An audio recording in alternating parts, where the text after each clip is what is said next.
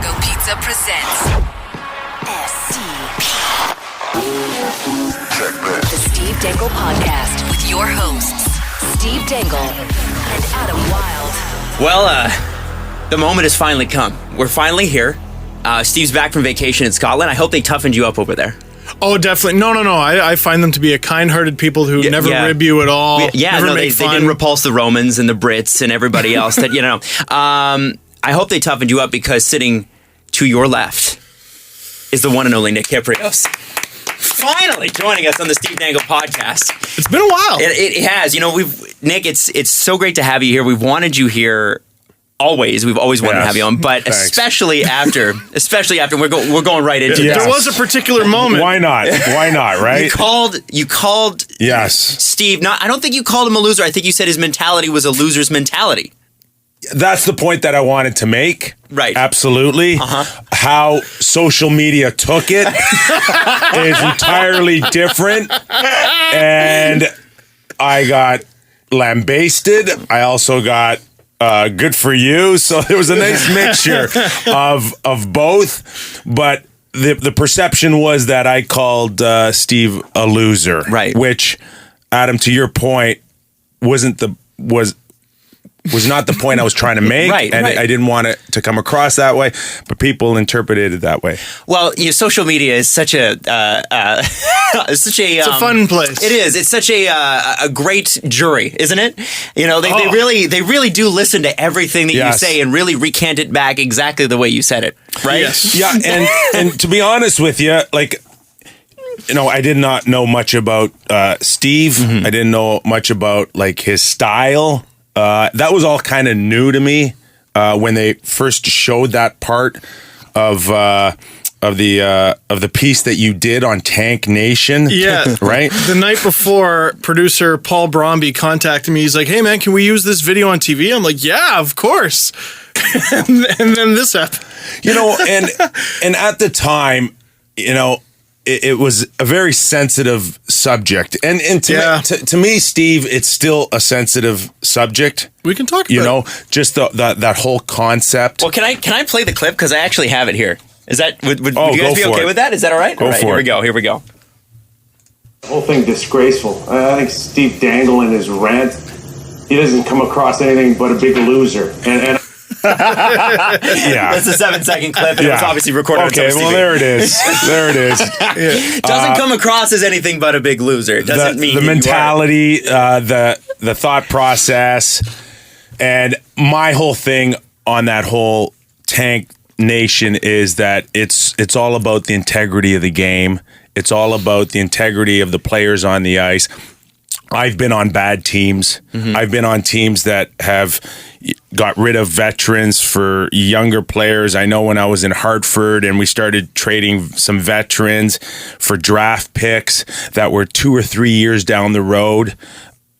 And myself and a few of the other veterans like Pat Verbeek and other guys would be just shaking our heads going, how's that helping us? Right. Our draft pick right now is in the maternity ward. Right. Right. Yeah. It's not helping me now.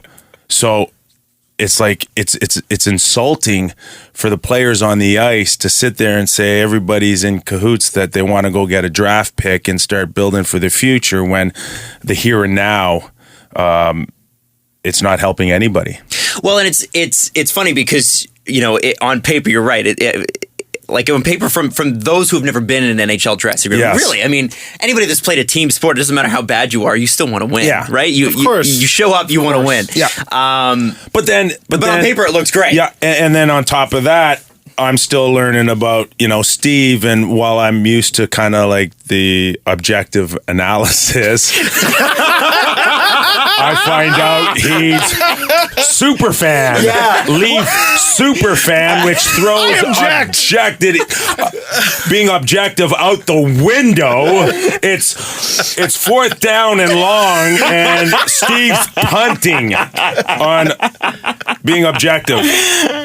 Well, and I don't think you have to explain that. I think we all kind of knew, and that's what was so funny about that situation was especially you guys got together and took the picture afterwards and that sort of thing. But it was such a funny moment, and forgive me, Steve, but go ahead. I said to my girlfriend, who's now my fiance at the time, I said, that is the best thing that's ever happened to Steve's career. Honestly. And she's like, I agree. I completely agree. You know, and the other thing too is, I didn't know him at all. And here we are, almost 2 years later, and I still don't know you really that well, but I know of you. I know your style. I know your work. And, from a personal, perspective, I love listening to him because he's so passionate. That's the number one thing as a broadcaster you want to come across to your listener, is that you care and you're passionate. From Grapes to anyone else, when you come across that way, people may not agree with you, but they appreciate that you are so in on what you're talking about. And he's got that. The hand movement, very animated. I'm Greek. Half Italian. Right, half Italian. That whole Mediterranean thing, right? Where the hands are going, the facial expression. I mean, how long before he gets his own cartoon? Right. Well, needed. I think needed. That, right? For sure. I would love that. And so it's all good. It's all good. Yeah. And anyone listening out there, I will not put him in a headlock. I know a few people have. Why not? We were kind of hoping for that. All right. Well, Steve moves away. We're going to have to spike a few things in the coffee and the water. Nick, I have to say, your career has been very, very interesting. Did you ever see yourself when you were playing for the Hartford Whalers? Did you ever see yourself as one of the marquee names on Hockey Night in Canada? I don't know. No, absolutely not. But I will say this, for anybody listening, that while you can never predict anything that has gone on for me in 18 years, you do want to try to put yourself in a position where you kind of, you're in the here and now, but you want to kind of protect your future a little bit by doing certain things. And throughout my career, I can honestly say that I did not shy away from the media, interviews, opportunities to go meet people. I always told the PR department, if there's anything you feel like that would be good for us or me, let's do it. Mm-hmm. So, in the latter part of my career as a Leaf, I never turned down a chance to go into the studio to talk to, guys like Gord Stellick at the time on Fan 590. Howard Berger, be chasing everybody around with the mic. Go talk to him if he's looking for you. Even with the Rangers, we won the Cup after, a few days after the parade and, the mayor's office and all of that. Everybody kind of disappeared. I'm like, where are you guys going? And then the next day I get a call, MTV Beach House. You did that? Few supermodels hanging around. Oh, that sounds like a bummer. I'm in. So we'd be in the Hamptons with the Stanley Cup, throwing out first pitches at Yankee Stadium with Messier and Leach. I mean, anything that I would try to gravitate to that. So at the end of my career, I of course had that concussion that contemplated retirement, and then that's when the second sports station in the country nationally started up in 1998. Scott Moore's idea on a napkin turned into what is now the number one sports brand in Canada. Amazing. And I don't know if you knew it at the time, but you were hanging around with some prominent future broadcasters, and you're one of a very small group of people that can say you had Pierre Maguire as your head coach. Yes, that's right. That's right. So yes, a lot of people can say that. You know what? Pierre's done an unbelievable job as an analyst. NBC, it doesn't get much better than that. I remember in '94 we'd always have these hot stoves, so we'd sit in the lobby of the hotel. And it would be myself, Glenn Healy, Eddie Olchuk,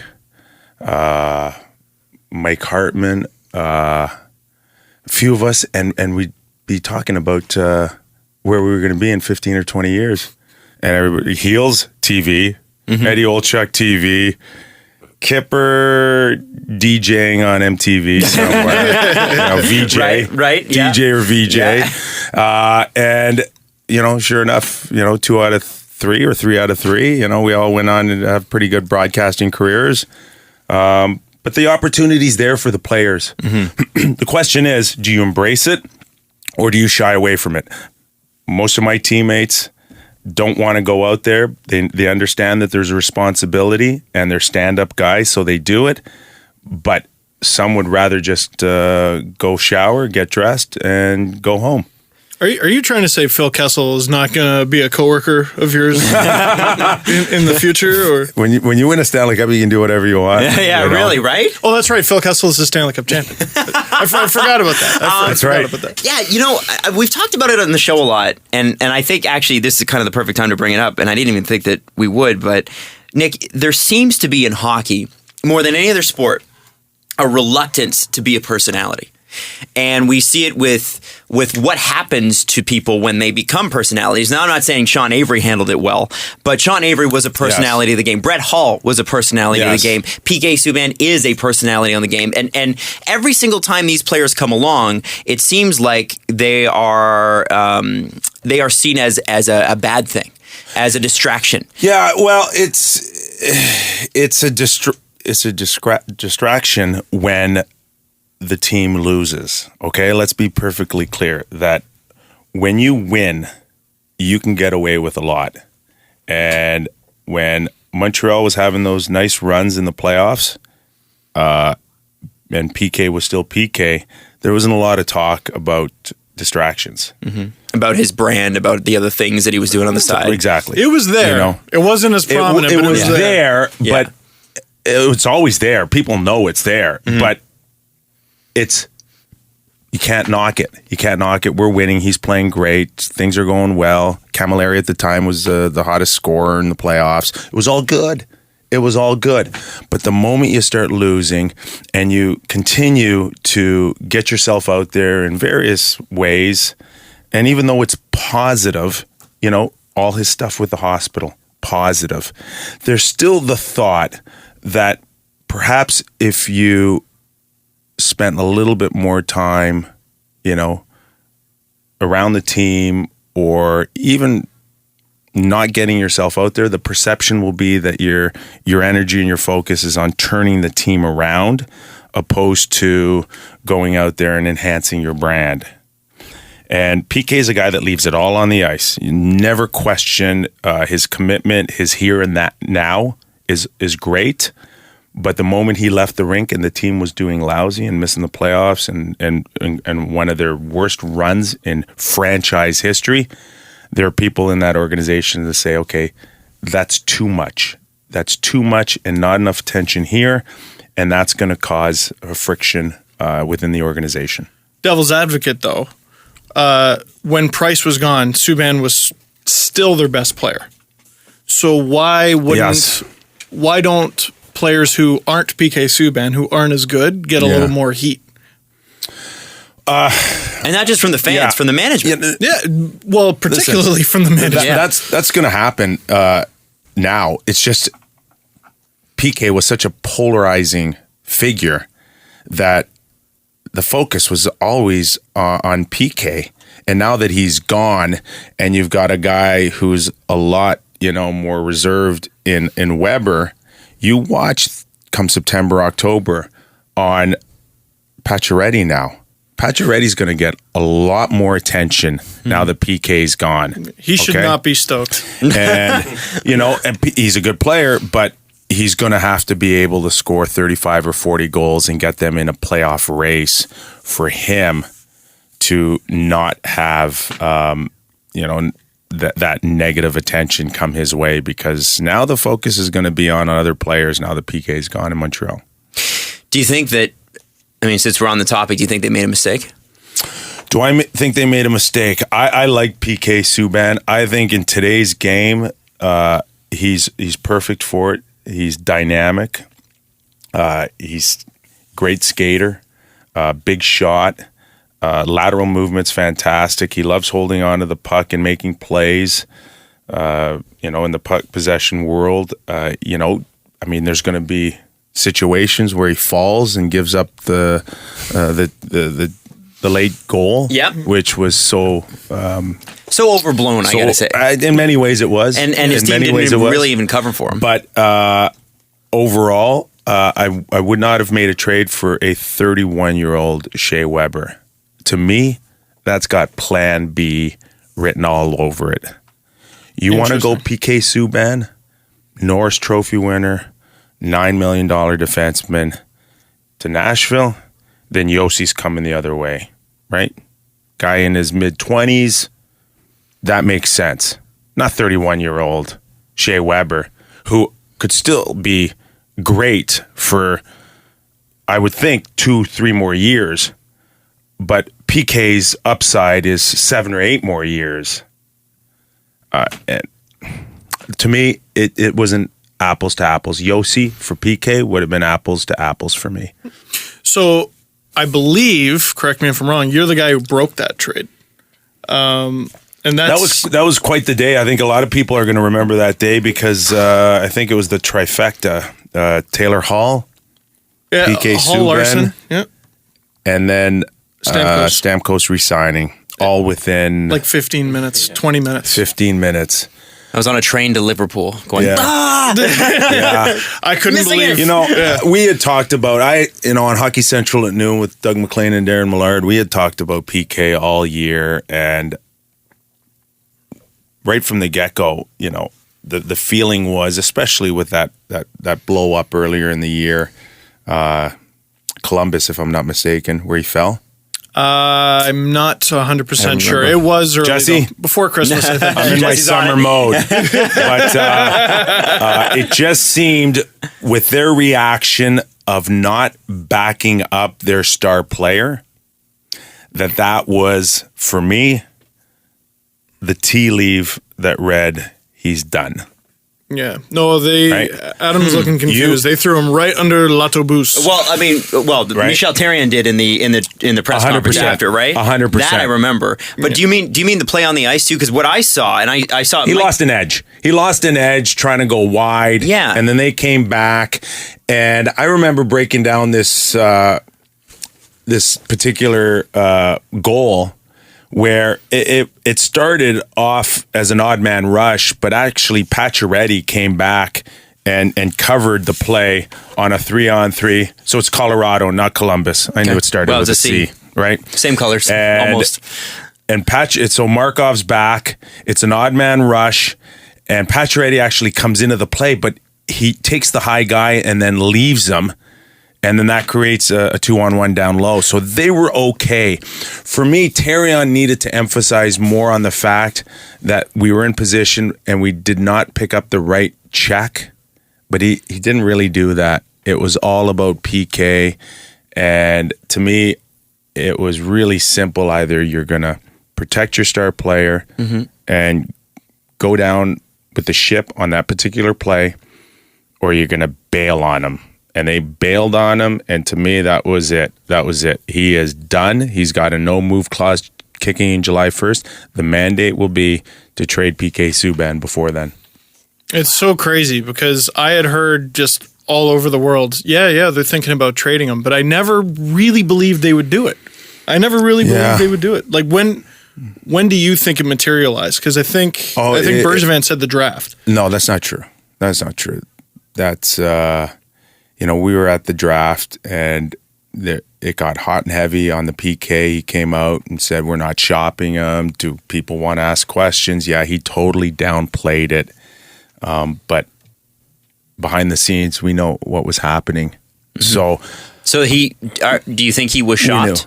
Do you think they made active phone calls, or do you think people started calling them after, say, a moment like that? And no. Like I said, Adam, the mandate was to get him out. So let's get the best deal possible. Lose the $9 million where we feel like we're overvalued there, and let's move forward. So however you want to say it, they did not want to go into next season with PK and his no move clause in effect.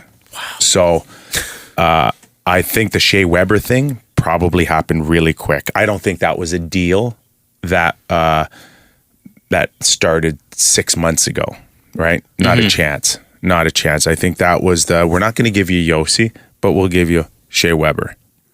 So a lot of people talk about, why didn't you go get Taylor Hall for PK Subban? That would have been better. That's a lot of Montreal Canadian fans saying that. There's just no way that you're going to go to Carey Price, who you're going to try to re-sign in a couple of years, and make him your franchise guy and maybe the highest paid goalie in the world. You're not going to look him in the eye and say, we just gave up a 26-minute man and we're not getting a defenseman back. Look at that defense without PK Subban or Shea Weber.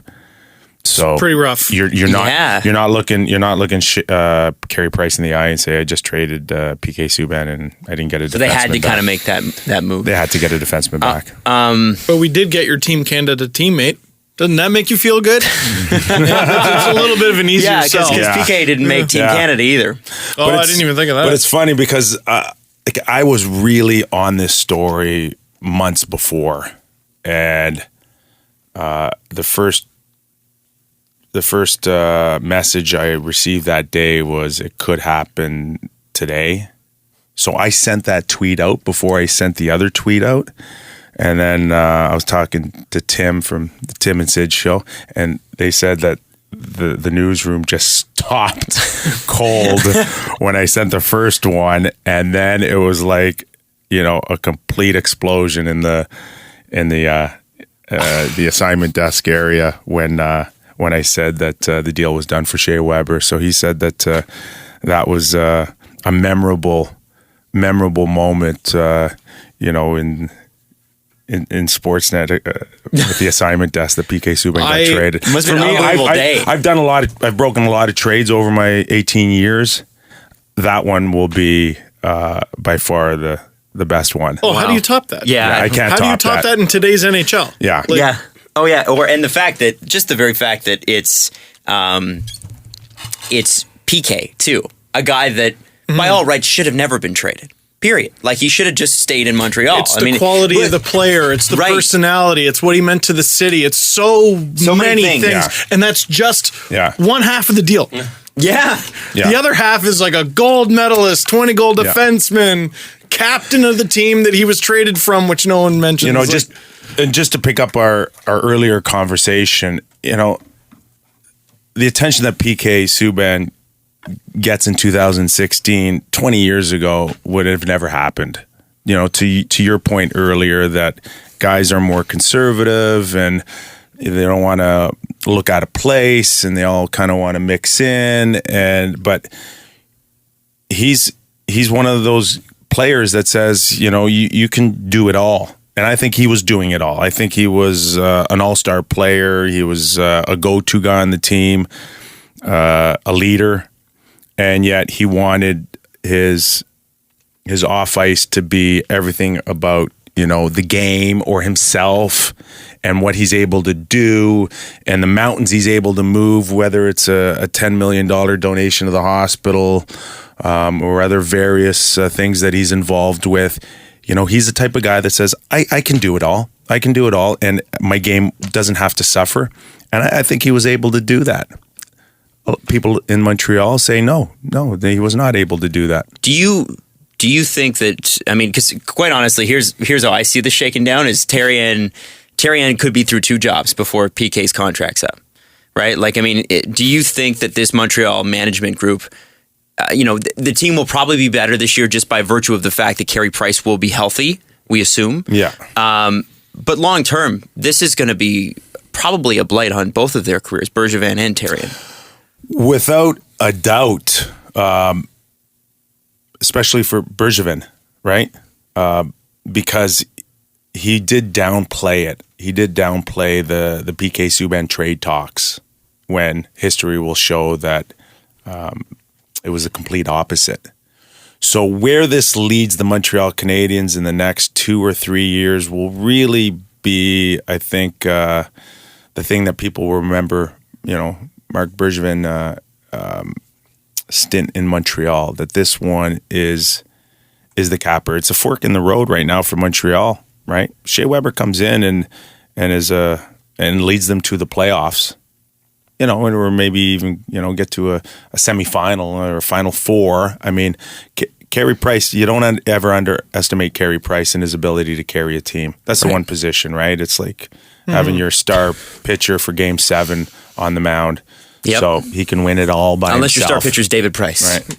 It's funny because I think you ask a lot of people who hated the trade from Montreal's perspective. Yeah. If you said, crystal ball, you shake it and you go, the Habs win 2 rounds next year. Yeah. Most of them go, yeah, I believe it. Right. I believe it. So can Shea Weber at 35 score you 15 goals and still be a top defenseman? That to me is what I'm more interested in, opposed to, next year, whether they sneak into the playoffs. Well, we got to wrap just here for just a sec. I'm going to go to commercials. We'll come back. We got to talk about Taylor Hall, Adam Larson, and a whole bunch of other things. Nick, especially the beginning of your career, because I'm really fascinated about A, some of your playing stuff, B, how the transition to broadcasting came about. So we'll talk about that next. Nick Kypreos on the Steve Dangle podcast on Sportsnet 590 The Fan. So Nick Kypreos is joining us on the Steve Dangle podcast. Hard as that is to believe, we have a real legitimate sports guy in the studio. We like to play at that. We like to talk about it, but we really, it's great to have you here, Nick. And hearing an athlete, yeah, not even just a sports commentator, a guy who actually played the game. Are you not turning into an athlete? Are you not training? Are you what happened? I'm training, but man, I love pasta, chips and chocolate. Can I tell you a story about this morning? Yeah, let me hear it. So Steve's and you do TV a lot, and as a TV, I do TV a lot too. You might not know that, but and Steve's kind of worried about what it's going to be like if he has to do some TV. So I guess he's come back from Scotland and he thinks that he's overweight, and thinks he's going to look bad on TV. So this morning he's like, guys, I can't even have a coffee. I'm going to have a green tea. So going to the green tea. So I'm wondering from you. What are they saying about green tea? It burns more calories, or like what's green tea have over coffee? I started this thing called intermittent fasting, and they tell you to have green tea. So you didn't eat yesterday either? No, I did a 24-hour fast. It sucked. Okay. It sucked a lot. Just see, you gave it away just before I think we came on air, or you said it already. It's the chocolate, right? It's oh yeah. So it's 2 things: bread and sugar, man. You got to get it out of your diet. I know. Because Nick, you're still in great shape. No, I don't know about that. Well, but the last little while, we got World Cup coming up, right? So usually I'm not, we'll do 1 or 2 Leaf exhibition games towards the latter part of September, and then we'll kick it in October. But I got to go to work. I got to go to work next week. We're doing preview shows, and I think the 8th or the 9th, we got an exhibition game. This season is going to be absolutely ridiculous. And then every day. So we got 2 games, a 3 o'clock and a 7 o'clock, starting as early as I think September 17th. It'll be fun. I'm looking forward to it. I'm like with many at the beginning, you're like, okay, what's this going to be like? They're going with what? A North American team and a team Europe, and it's like, is it gimmicky? And that sounds kind of gimmicky to me. Who said that? Was that one of yours? We're trying to figure out what national anthem they play when some of Europe wins. Yeah. So I'm there with everybody else wondering, but then you're sitting there going, okay. Can you picture a Toronto scalper saying, "Who's looking for Latvia? Anybody need Latvia?" Austria, who's looking for a pair for No. So, I think it's better off with McDavid, in a North American team there than having some of the weaker nations there that, nobody wants to go see a 8-1 score. Right. So this one at least has some intrigue. Any way you look at it, if you're one of the best hockey players in the world, you're playing in this thing, right? Mm-hmm. Like to have the best hockey players in the world in one tournament under one roof, to me, there's nothing better. Except for PK. Yeah, PK will not be there. Except for PK. Except for PK. PK stands for Phil Kessel. Yeah. What is that? What is that? Why Olympics? Why? Yeah. He did technically make the Olympic team, but what's the deal there? You know what? When you they've got this left and right shot thing, right? They're married to it. So, So is Keith's Jay out. Bouwmeester really the better Keith's option? out. Bouwmeester comes in, left shot. Bouwmeester comes in as a partner already with Pietrangelo, so they love that. He's a minute eater too. So, he's been under the umbrella. He's thrived under the umbrella. They've won with him. There's a real loyalty, right, with Hockey Canada. I can't blame him for that. So, does PK come in and replace Duncan Keith? Not according to the blueprint that Hockey Canada's had for many years now. Fair enough. And they do win. As for it being a gimmick, I was looking at the rosters yesterday, and I was going through the top 50 scores in the NHL last season. They're almost all there. Right. They're almost all going to be in this tournament. And there were a bunch I left out. I will say this, that, besides the North American Team Europe, that to me is not here or there. To me, it's just about how hard can the guys play coming out of summer mode. That's the only thing I will sit there and say, and I may have my answer as early as an exhibition game or game 1, Canada versus Czech Republic Saturday night. Mm-hmm. But that is how hard will they play. So I was golfing with Stamkos maybe about a month ago. As one does. Yeah, and he told me that Babcock's calling the guys all the time. You ready? You in shape? You good to go? So I'm thinking, if Stamkos can say that and kind of feel Babcock's energy on how important it is for them, then they're going to be ready. I heard Crosby has got a bunch of guys out in Nova Scotia the last few days. Nathan McKinnon probably one of them, and they were doing Tim Hortons together. Yes. You know what? I'm not sure if it was just exclusive Team Canada, right? Or if there was a few other guys, but I heard a lot of them revolved around Team Canada guys. Amazing. Brad Marchand. Yes. So, they're getting ready for this thing. They're getting ready for this. Nobody wants to be embarrassed. Nobody wants to make their respective club or country, look bad. So they come and play hard. You're the best players in the world. It's going to be entertaining. And it's in Canada. Mm-hmm. If you need that extra motivation. Yeah, really. A team I wouldn't sleep on if we're talking about motivation, Russia. They love any tournament. Right. Any tournament. Yeah. Now, flawed, but you know what, they too? love it. Again, they're questionable on the blue line, but there's also a ton of pressure on them. Not being able to get it done in Sochi, and it's always been a proud federation, and they have not had success like they would have. I think there's nothing that the Russian players and Ovechkin would love more than to come right into Toronto and beat Team Canada. So I think there's a lot of pressure. The country's, it's challenging times in Russia. They could use something positive. And I think Ovechkin and company will feel that and push hard to have success. Which would be great. But my question is this. I hope it's a good tournament, yeah. I think it's going to be 100% one of the most entertaining things we've seen. Oh, yeah. For all that we made fun of it for literally hours. But it's going to be fun. It's going to be great. Yeah. However, what is the effect on the top 50? You mentioned it, the top 50 scorers in the NHL come game 62, come game 72, come game 82, come second round of the playoffs? Are you 25 or 26? Are you 32? Are you 44 like Yager? You tell me who you are and how much hockey you've played and how you play it, and all of those factors come into play. Listen, you love the game. Mm-hmm. You play it every day. Every day. No question, right? Forget about it's 7-year-old mentality. I don't want to go around a pylon. I just want to play. Same thing.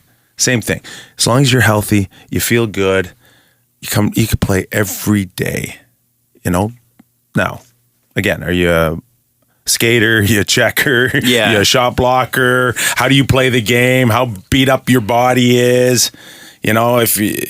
Are you on a roll? Have you not scored in 20 games? Right? All those factors come into play. But as far as your love for the game, and whether you've played 60 or 80 games by February, March, or you're in June and you're playing your 128th game, including World Cup and All-Star and all outdoor game, whatever, you love the game, man. You play it every day. It's not an issue. It won't be an issue. And, you were a player. How fun was training camp? Did you love it? Some of these guys, I think, are going to get out of some of that by being in this tournament. No. They'll come out of the tournament. They'll take 4 or 5 days off. They'll come in and practice. I can't see anybody playing any last few exhibition games. It'll all be right in, and most of them. You'll be in game mode. You'll be in game mode by then, and you won't need anything except a little bit of rest and a little bit of mental regroup, and you're good to go. Do you think for the Leafs, this is a big year for them, just selling the hope, right? Oh my God, how long did we get into that? 37 minutes. 37 minutes. 37 minutes. It wasn't even me who brought without Superfan mentioning him. Right? He hasn't even brought it up yet. That's awesome. But it is a big. It's their head coach, the guy who sets the mentality for the whole organization. Yeah. Is otherwise engaged. So you've got Marner, you've got Matthews, I think Matthews is playing in the tournament anyway. Yes, he is. 11 of them? Yeah. 9 or 11? It's 9 players and the coach, so 10 Leafs representatives. So what does that do? I mean, does that change? Do you think that makes a difference? Do you think? Babcock's already set his stamp, but what does that do to the team? It can only be positive. Absolutely. Really? Yeah, absolutely. Like, you think about big game pressure, stakes high. It's all about experience. It's all about being in those trenches. So you got these young kids now coming in a very short period of time where they are told that anything less than the top of your game, is unacceptable. That's awesome stuff. That's awesome stuff. The experience that they're going to get off of this, and to be able to go back into that dressing room, that younger dressing room for the Leafs, is a huge upside. Like Morgan Riley is going to be one of the older players right in that room with the experience that he's had and the games played, and now he's coming off a World Cup. He'll be ready to take it to another level. I might be wrong, but I think the Leafs, the longest tenured Leaf is Kadri. I'm trying to think of Bozak, maybe. Oh yeah, you know what? Maybe Bozak. Bozak before. Kadri's like 2. Yeah. And he's what, 26, 27? Yeah. He was I think he's even younger than that. Drafted in 09. Now, much broader scope from, I think, Leaf fans, including the guy to my right, whether or not... you're surrounded with them, by the way. We are? Okay. All right. Hey, Jesse, nice hat. I'm such a Leaf fan that I used to play your avatar on Power Play 98 in video games. How'd I do? You did pretty well. You did pretty well. I played that this past weekend. Killer on the line. Oh, gosh. So it's whether the scope is they're going to finish 30th or... to the other side of the pendulum where they'll challenge for a playoff spot. It's much broader than it was a year ago, and that's another good thing, right? Mm-hmm. And for me, the biggest one was Frederik Andersen. Yeah, right. They revamped their goaltending situation. Andersen is a 2016 type of goalie, big, agile, has shown abilities to steal games. It's just a matter for me, a level of consistency, and where's his range for getting mentally tougher now from Anaheim to Toronto, where everybody's watching, everybody's writing, everybody's talking. Well, you went from Hartford to New York, right? Did you not? I did. I went from the outhouse to the penthouse. The outhouse. And I'm not talking about the city of Hartford. No. I loved the city of Hartford. It was awesome. They voted me favorite whaler. But there's something to be said between the outhouse of that civic center that was in a mall. No way. Was it really? Oh, yeah. It was in a mall. Like, you cut through the mall. You're like... do I need anything from, the Gap on my way to the game? No, I think I'm okay. Wow. To Madison Square Garden. The center of it all. Right? The most entertaining building in the world. That's pretty cool. Was that hard for you? I know you were a guy that always kind of embraced the media spotlight anyway, but when you've got, say, 2 reporters and then the next day you've got 15. Yeah. Yeah. You know what? By then I had, 3.5 years in Washington, which was, decent market, nothing, on a grand scheme of things, comparable to anything in Canada or, Boston, New York. But, it was good. It was really good. And the moment you got traded to the Rangers, it was unbelievable. I was there 3 or 4 days. My mom and dad came down. We started walking down Fifth Avenue, and a cop car comes right beside me, right? And it scared the crap out of me. And it startled my parents. The cop comes out. Welcome to the New York Rangers. I'm like, ooh. Wow. Thanks. That's really cool. Thanks.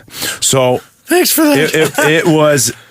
It was like the moment you became a Ranger, you inherited 54 years of Ranger misery, because they wouldn't mention anything else except we haven't won. We haven't won since 1940. And I'm like, okay, all right. No pressure. I don't know if I can really do anything about that, but I'll talk to Messier and Leach and Richter. Okay, I'm going to let them know how you feel. So that part of it you got right away. And then of course you played for the Leafs, which is the same thing, But worse. but worse. Well, It wasn't when he played though. But listen, that's true. you know what? It was like the stock market. I got traded to the Rangers. You're riding it high, and the stock's going up. When I got to the Leafs, it was the tail end of the 93, 94 runs. And you Right, got the that conference nasty final little runs, bit in the middle. and then all of a sudden I'm traded, and you're hearing things like, we got to cut the budget, and I'm like, this is Toronto. Why did they have to cut? There's no salary cap. What's with the budget? But there was a mandate to cut by $5 million the budget, and I don't know whether or not it had anything to do with eventual ownership restructuring. Stavro, of course, was moving into full ownership or just had it, and there was a cash call for stock, options being changed over. I don't know what it was, but it was Gilmore had to go. Kirk Muller had to go. I think Dave Gagne, who was probably making pretty good buck at the time, had to go. And it's like, wow, this is not good. Mm-hmm. This is not good. So unfortunately, when I came to the Leafs, the stock was going down. Have you heard the rumor that Wayne Gretzky was going to, after that St. Louis year, he was going to sign with the Leafs, and then that exact thing happened? Money issue. True story? I believe it was true. Yeah, I do. Yeah, I Cool. I heard it. Yeah. I just wanted to wanted to ask you, because I thought, if anybody would know, close enough to the game. Yeah, it was. I think it was a money issue. Well, with that note, we're going to go to the actual podcast portion of the show. So we're going to wrap it up on Sportsnet 590 The Fan. Nick Kypreos is with us. If you want to download the show, sportsnet.ca, and the podcast is brought to you by Panago Pizza. How you guys enjoying the water? Oh, yeah. Okay. I am so refreshed and hydrated. The thanks GP8 to GP8 oxygen water, which we will talk about too. Thank you, boys. It's not witchcraft, Thank by the way. you. It isn't. No, It's real. not witchcraft. I It's almost real. have to pee. Almost. Nick Kypreos is joining us. Obviously, you know that if you're listening to the podcast portion, because that's where we are. We can now officially swear. So it's available. Yeah, I'm sorry. it's available if it I've- happens. It's I've been available. off for 2 months, so I usually do that when my kids are around. Yeah. So they're not around. I don't know if I can drop any four-letter words. Well, if it comes out, just know that there won't be any panic-stricken looks or anything like All that. Nick, I want to go back to the beginning of your career. Like you're in junior. You were the second leading goal scorer coming into in the O, right? Yeah, I had a great run putting the puck in the net in junior hockey. North Bay. I originally got drafted by the Kitchener Rangers, and then I got traded up to North Bay, and I think I finished the year there with like 12, 13 goals, and then next year I jumped to 41. Maybe 42. 41. Thank you. And then I jumped to 62, and I know that number. Yeah, you got to remember that That's one. a better number than 40. Damn good number. Over 40, right? Anything with a 40s doesn't sound as good as 62. Yeah. And then the year I turned pro, I started the season in Hershey, and I just felt I wasn't getting the ice time that I needed to keep developing, so I went back as an overage to North Bay. And I think I scored 49 goals in 46 games. 46 games. See, again, in the 40s, I don't remember much in the 40s. So I scored 49 goals in 46 games. And if I was to have played a full year, I think I would have cracked 70 plus goals that year. Wow. But, when people say, "What happened to you?" And I'm like, you know what? It's a different game. It's faster. It's tougher. Those guys are the best in the world. And while I appreciate junior hockey for being one of the highest levels, do the math and do the percentages of the guys that leave junior hockey and play in the NHL. It's not high. And it's not high. Even one game. Even one game. Right? So, and the other thing that happened to me is I blew out my knee. Oh. I had major reconstruction. I got into a fight with Jamie Huscroft, New Jersey Devils, and I had major surgery. I blew up my ACL, and then did some damage to my MCL. And you know what? That took a little bit off of me. It's never the same after that. Mm-hmm. So, I'm not saying that that's the reason why I stopped being a goal scorer, but it did have an effect. I was never a great skater. But I never felt as comfortable as I did before the surgery. Do you regret not spending that full season in Hershey? No, because the following year I went back and I had a really good year. I think I scored 24 goals. Yep, 24. Just checking. Right? And led that team in game-winning goals. And we won the Calder Cup, right?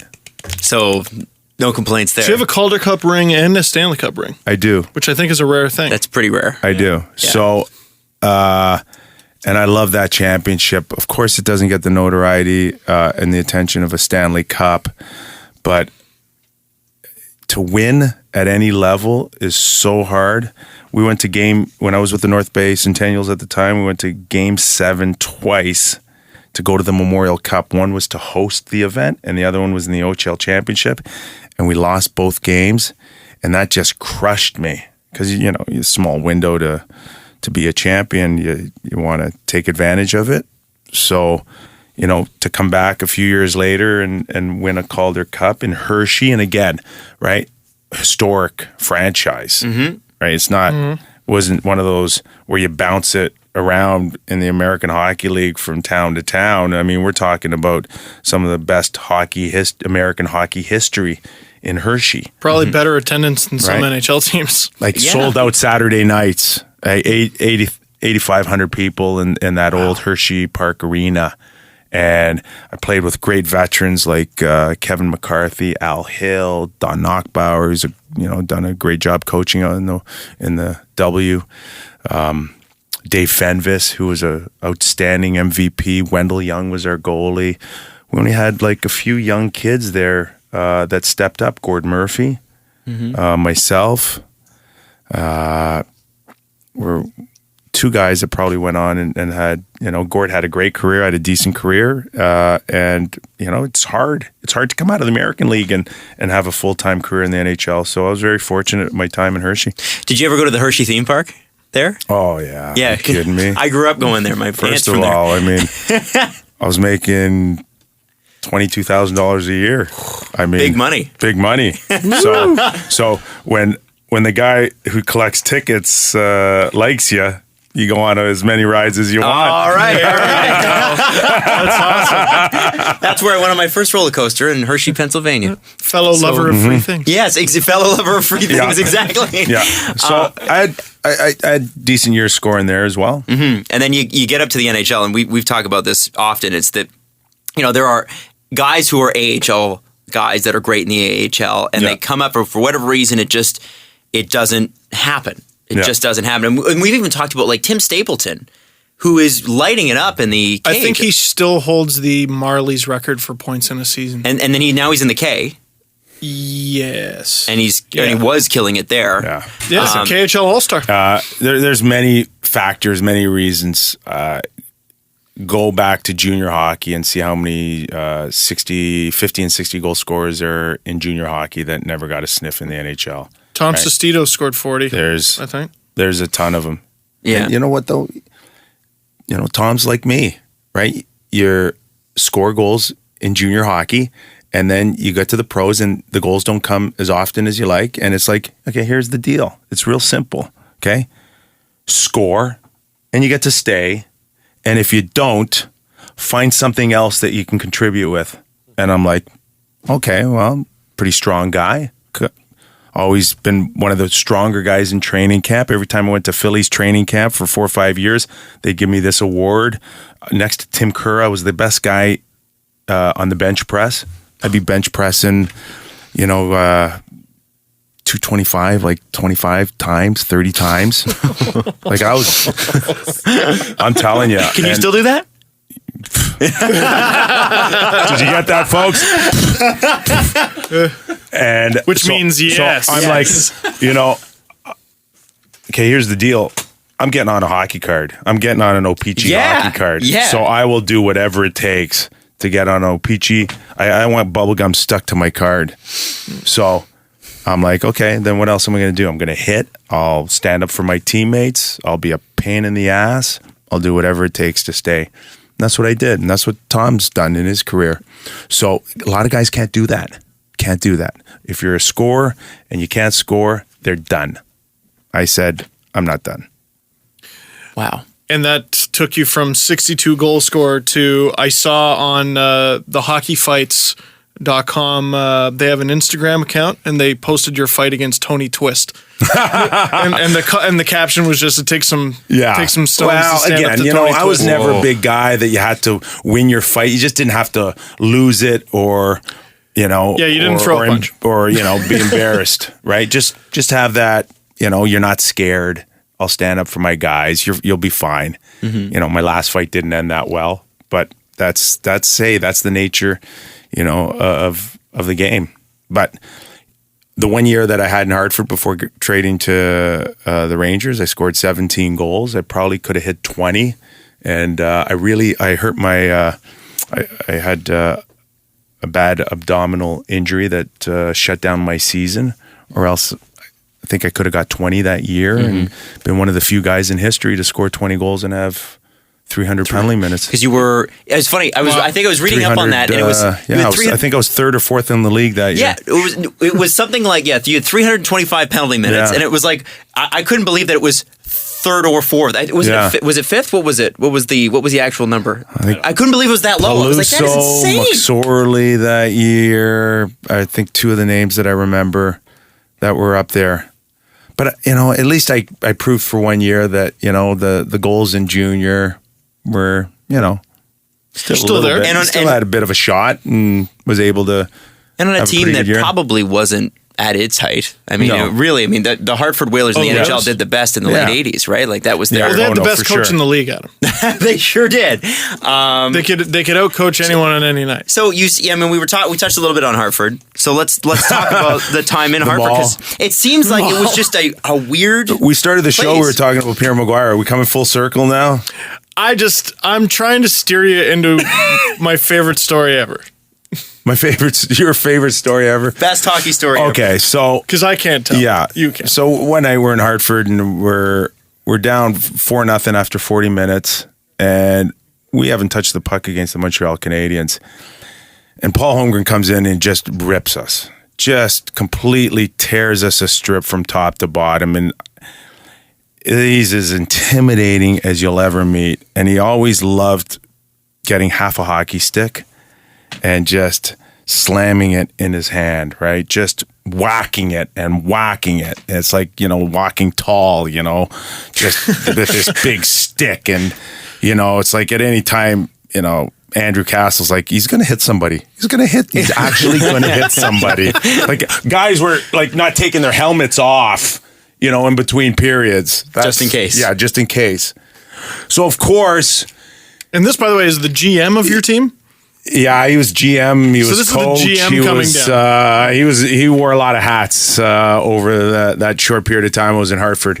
So, of course, Pierre Maguire now is going to play, good cop. So the bad cop just tore us a strip.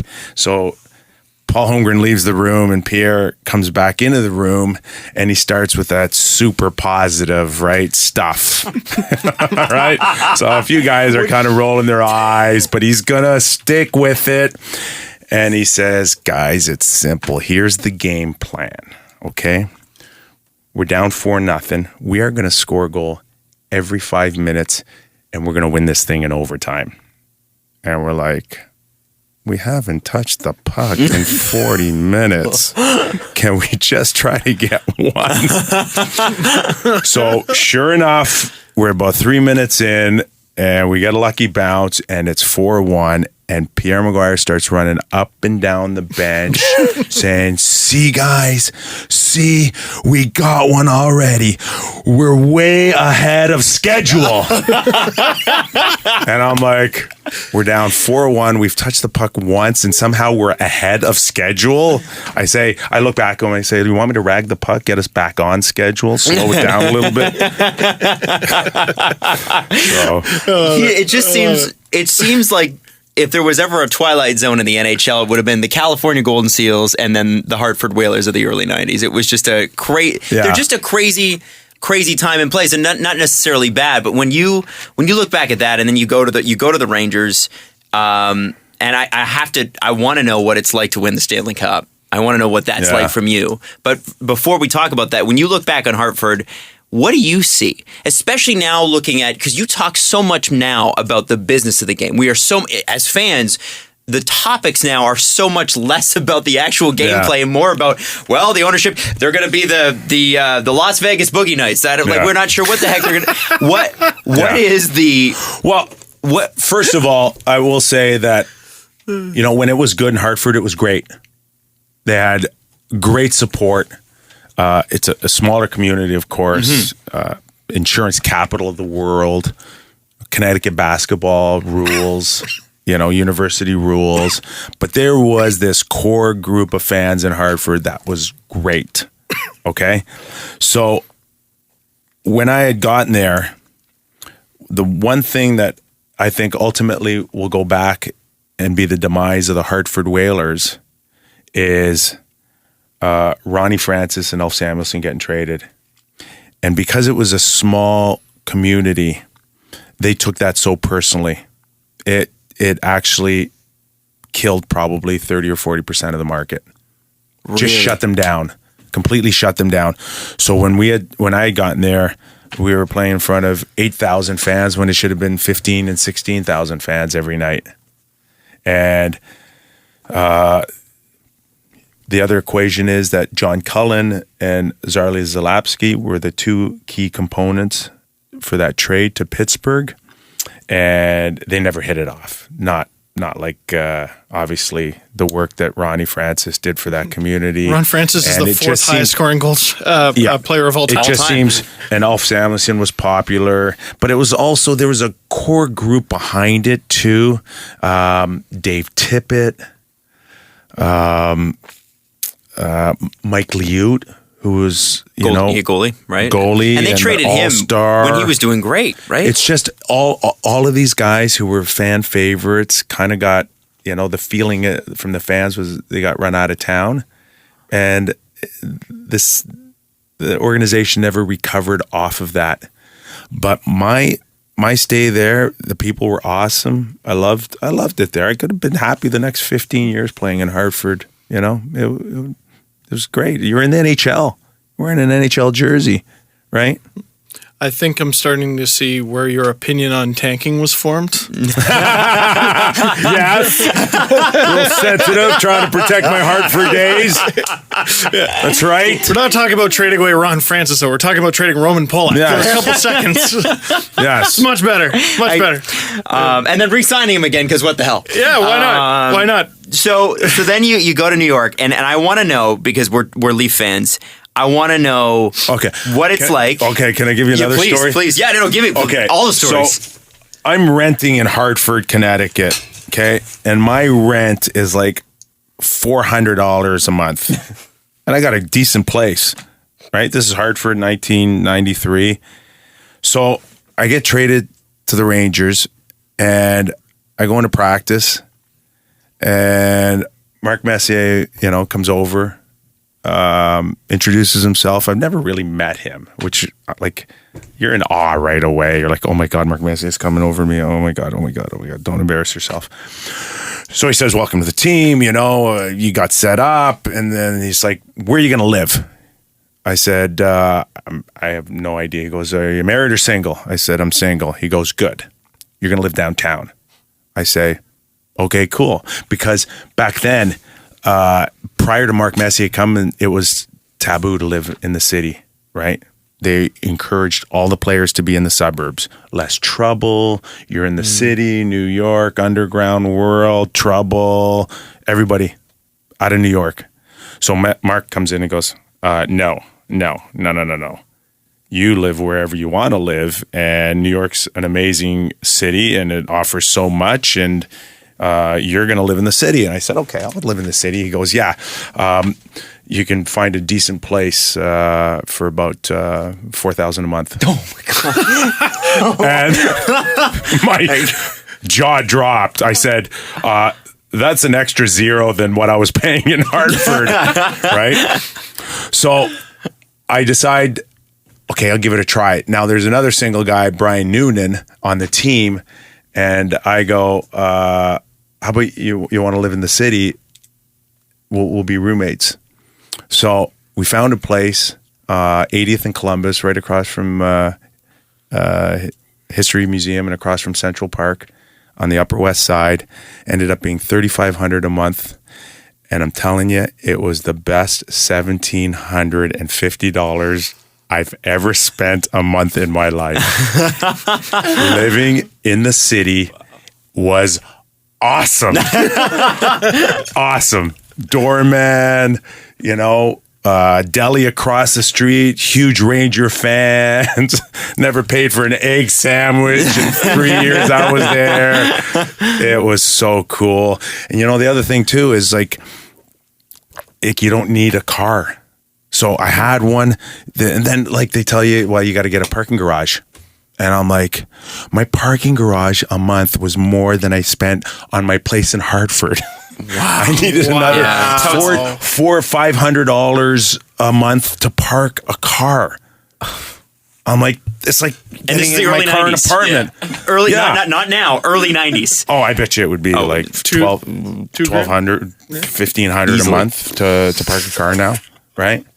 So it was awesome to be in Upper West Side. To be a single NHL player living in New York City. When the Rangers are on their way to winning the Cup. I mean, it's I don't know what we're at now. 23 years since then. We're closing in on 25 years since we won the Stanley Cup, and people still talk about it like it's yesterday. Not the young kids, but people still talk about that team. And while I appreciate any Stanley Cup, man, you're lucky enough to win one on an original six team. It's just a little bit sweeter. You can't deny that, right? You can't deny it. Like, winning a Stanley Cup's hard and it's great. Tampa Bay, Carolina, all those places, Anaheim now, they've all experienced now championships, being newer generation teams. But man, oh man, Chicago, Boston, New York, Montreal, Toronto. Oh God, look out, man! It's something a little extra special. So I guess that leads me to what's it like to not just win a Stanley Cup but end a drought, end a half-century drought. How's that feel? There's another drought, by the way. Yeah, it's true. There's another drought.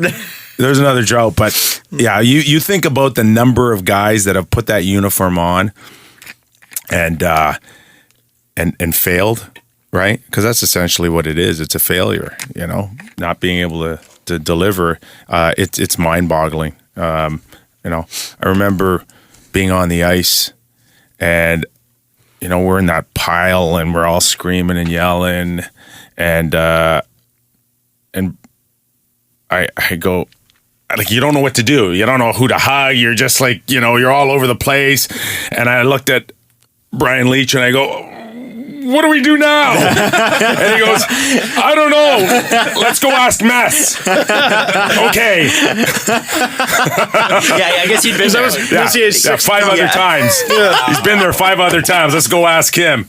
And then, you got this cup and you're like, you're taking it all over the place. And I remember being in a cab with Brian Noon and we're on 5th Avenue and it's around 11 o'clock, 11:30. We're bar hopping now.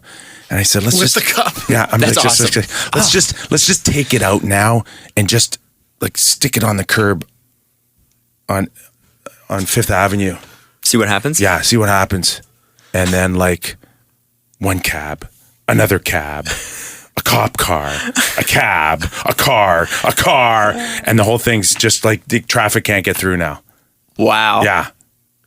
Yeah. You and ruined traffic in New York. Okay, we got to get it out of here. We got to get it out of here. We got to get it out of here. You probably had to walk it out of there too.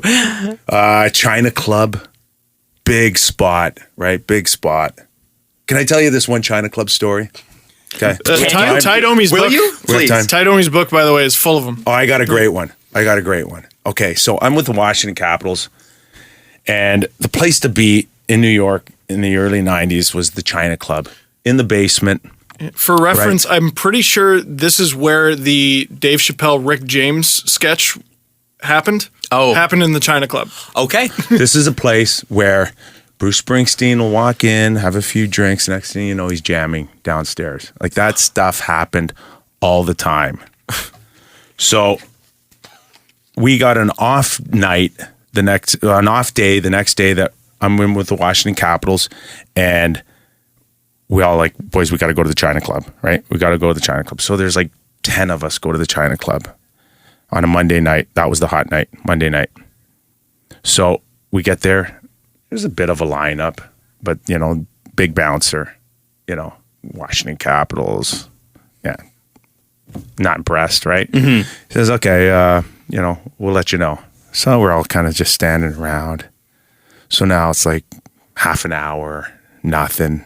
Go back to him. We're going to get in. Yeah, you're going to get in. You're going to get in. Just hold on, guys. It's an NHL team. Hour, nothing, right?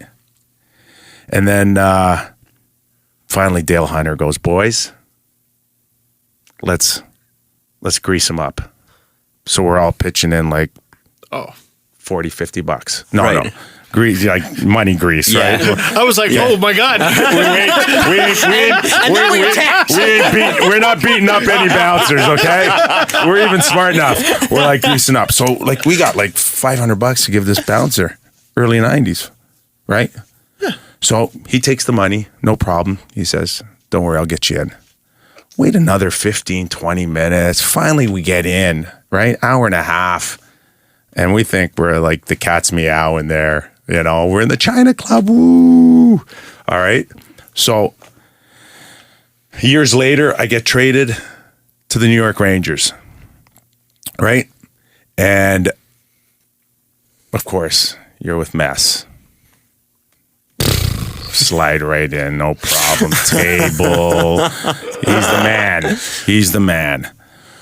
So then we're sitting around the table. Same bouncer comes down. And he says, Moose, I got the St. Louis Blues outside. He looks at his watch and goes, another 40 minutes. Wow. Oh my God! That's so impressive! Oh, that's power! That is crazy. What That's season was crazy. that? What season was that? That was the year Mess got traded from Edmonton to New York? New York. That was the first year. Jesse, I want you to look up the list of players Messier made wait. Go look up his first year in New York. It might have been Brendan Shanahan. It would be the 93 St. Louis Blues. Yeah. So it would have been Brett Hall, Al McInnes, Chris Pronger, Curtis Joseph. Curtis Joseph, yeah. That's amazing. And he just said, Who forget it. else we got? We got Kevin. He goes, not yet. That was a good team, too. Holy smokes. Oh, yeah. Wow. Oh, Now, yeah. was this the night before a game or after? Oh, gosh. You're killing me right now. No, well, How well it's do you great. remember your night? Oh, my God. It's great because if you're playing Yeah. them the next day, you Oh, go, yeah. well, I know they didn't even get in until like 11:30. Oh, yeah, it's true. Yeah. It's true. I'm gonna assume it was after. I would assume that St. Louis probably had an off day the next day. Right. That's my guess, That anyways. is very But funny. anyways, that goes to That's show the hottest you. club in New York. That's amazing. Like, you think about that. That is, you're right. That's real power, especially in a That's city like New real York power. where no one cares who you are. In shift work, Yeah. Domi's book, Yeah. he's talking about during warm-ups, Mario Lemieux and all the Penguins are skating up to him going, can you get us in? Now, that, And he yeah. thought they were kidding. Oh, yeah. And then after the game, he's like, no, for real. Yeah. Like, can you get us into the China Club? Yeah. It's Mario Lemieux. That's right. So Johnny B was the bouncer. Still friends with him today. Great guy. He's had a few bars. Auction House was the big one when we won the cup. That's the first place that we took it to. Wow. Right. Remember sitting there with Tim Robbins. Right. Tim Robbins, Shawshank was out, and he's telling us, decent actor, I've never really name dropped in my life. That's what I've been doing for the last hour to get into this place so I can see the Stanley Cup. Wow. He had to name drop to get in. Yes. Wow. He says, I don't name drop, but I name dropped as many cops and security people as I could to come here and see the Stanley Cup. That's amazing. That's amazing. So New York must have. The last time I was there, I was in a bar where there was a picture of Mess with the Stanley Cup, and it was shot up. So of course, Mess looks like he's 10 feet tall, Yes. as he always does anyway. Yes, exactly. And you talk to people like you said, and it's like it was yesterday. They all remember where they were when that finally happens here. And I believe it finally will. I'm not guaranteeing, but I believe that it's finally going to happen here. I think there's a very good chance that Bloor Street could break off and fall into Lake Ontario. It's going to be wild, right? Like it's going to be like that must be as a city. It's going to be wild, and it'll be really emotional. The most famous sign the night we won was "Now I Can Die in Peace." That was a Ranger fan. Wow. Yeah. You could find it on the internet. It's a really, really cool shot. Sports Illustrated had me lifting the cup with "Now I Can Die in Peace" in the background. Oh. And that sign says it all. Just says it all. Do you have a copy of it, by the way? Do you still have that copy of that magazine? I don't know. I had a box somewhere and in the garage, and I think a rat chewed through half of it. So. I'm sure I can find another one. Do you still have all your jerseys? Yeah, that's a bit of a sore spot. I used to when I first started in with. There it is. Picture? That's such a cool picture. Yeah, when I first started with the Sportsnet, I brought in a couple of jerseys for backdrops, and then I left them in the car, and then a few of them got stolen. No way. Yeah. Dude, I know a guy who played one exhibition A few game with of the them. Rangers, and It's he's all right. got They're that out frame. there somewhere. Someone's got 'em. hiding them in a basement somewhere in a box, which is a shame, but that's okay. But you have some like of Oh your no, I own- still have. Like, get your I Rangers still have one, some. right? And- I got Rangers. I got Leafs. I got a few for the kids. Good. Good. Yeah, I got a few for the kids, so we're good. We're covered. That just hurts me though. Oh my God, you guys are way more emotional than I Well, am. it's just. Oh, man. Right? Listen. I think it's a little bit Because for different. us, it's so well. I mean, for you too, but like it's such an irreplaceable, unattainable thing. You wore it, and it was and- your name. Yeah, and you've had it around, so maybe it doesn't seem that way to you. But if someone randomly pulled a NHL game-worn jersey out of their trunk from the 90s, I'd be like, where the hell did you get this? God. Yeah. People are weird, too. I got in this messy night one night in Chicago. Jim Cummings broke my nose with a wheelhouse elbow. And I went back and I fought him again, which was stupid. And my jersey's absolutely covered in blood. And, you know, years later, a collector was telling me that was the hottest jersey people wanted on, you know, it's sold somewhere. Someone's got it somewhere. Someone really wanted it. Because there's a story. You know, and it's like... Every jersey has a story. But that's a story. That's a strange. warrior. Yeah, people are strange. Where's the Stanley Cup ring right now? Where do you keep it? Home. Yeah, it's home. Right. It's home. You know, I it's great because, you know, you go do some some charitable things, or, you know, you go to a golf tournament, you play with guys that you've never met before. It's nice to show it, and I'll wear it on air. You know what? I'll never forget the first time I ever saw one of those was at training camp with the Philadelphia Flyers, and it was Keith Acton's, and he brought it out, and I'd never seen one before. And I was like, 19 years old, 20 years old, and I just thought it was like the coolest thing I've ever seen. Just incredible. And this would have been like from the 70s? 80s. 80s? Oh, okay. 'Cause Acton would have won with Edmonton. Oh, okay. Yes, I'm sorry. Edmonton. So I had lunch one day with Mark Messier, and I said, Musa, I'm like, I kind of noticed you never wear any Stanley Cup rings. You got like 5 of them. Like, where are they all? He asked the same question as you did. Where are they? He goes, I think they're in a shoebox somewhere in Hilton Head. I'm like, oh, okay. All right. And then he says to me, where's yours? And I said, I don't know what he's playing with me or what. And I said, Mark, I don't have one. He goes, okay, I'll make you a deal. When you get yours, I'll wear mine. I'm like, that's a good deal. Wow, great deal. That's a good deal. I like that deal. Let's go get one. And that's why they won. That's the type of guy he was. He's like, I'm not wearing my Edmonton ring because you don't have one. He doesn't have one. He doesn't have one. I'm going to wear mine when you guys can wear one too. When the Rangers win. That's right. I love that. When you can wear one, I'll wear mine. I've always said the loneliest guy in the room has to be the new acquisition during the home opener of the Stanley Cup champions. They're raising the banner. Everyone's like, oh, man, remember that? Oh, that was such a great time. You're right. You're just like, I remember with, Mark Osborne had got traded, I think, from the Leafs to the Rangers that year. And, they do feel a little awkward, but they understand that it's a moment for the guys that won it, and they're very respectful of that. But you're right, it kind of singles them out a little bit momentarily, but it is what it is, right? Just trying to think of who Pittsburgh brought in this offseason, who's going to feel a little bit or weird. like people in Chicago pretty much every second year. Yeah, right. And by pretty much, I mean literally. Every second year. Holy smokes, man. Nick, we do need to talk about the Leafs because we are based out of Toronto, and really the world kind of rotates around us, right? I mean, I think it does. It's gravitational pull. Yeah, it's just I understand that now. I didn't know that a little while ago when I accused Steve of being a loser, but I understand it now.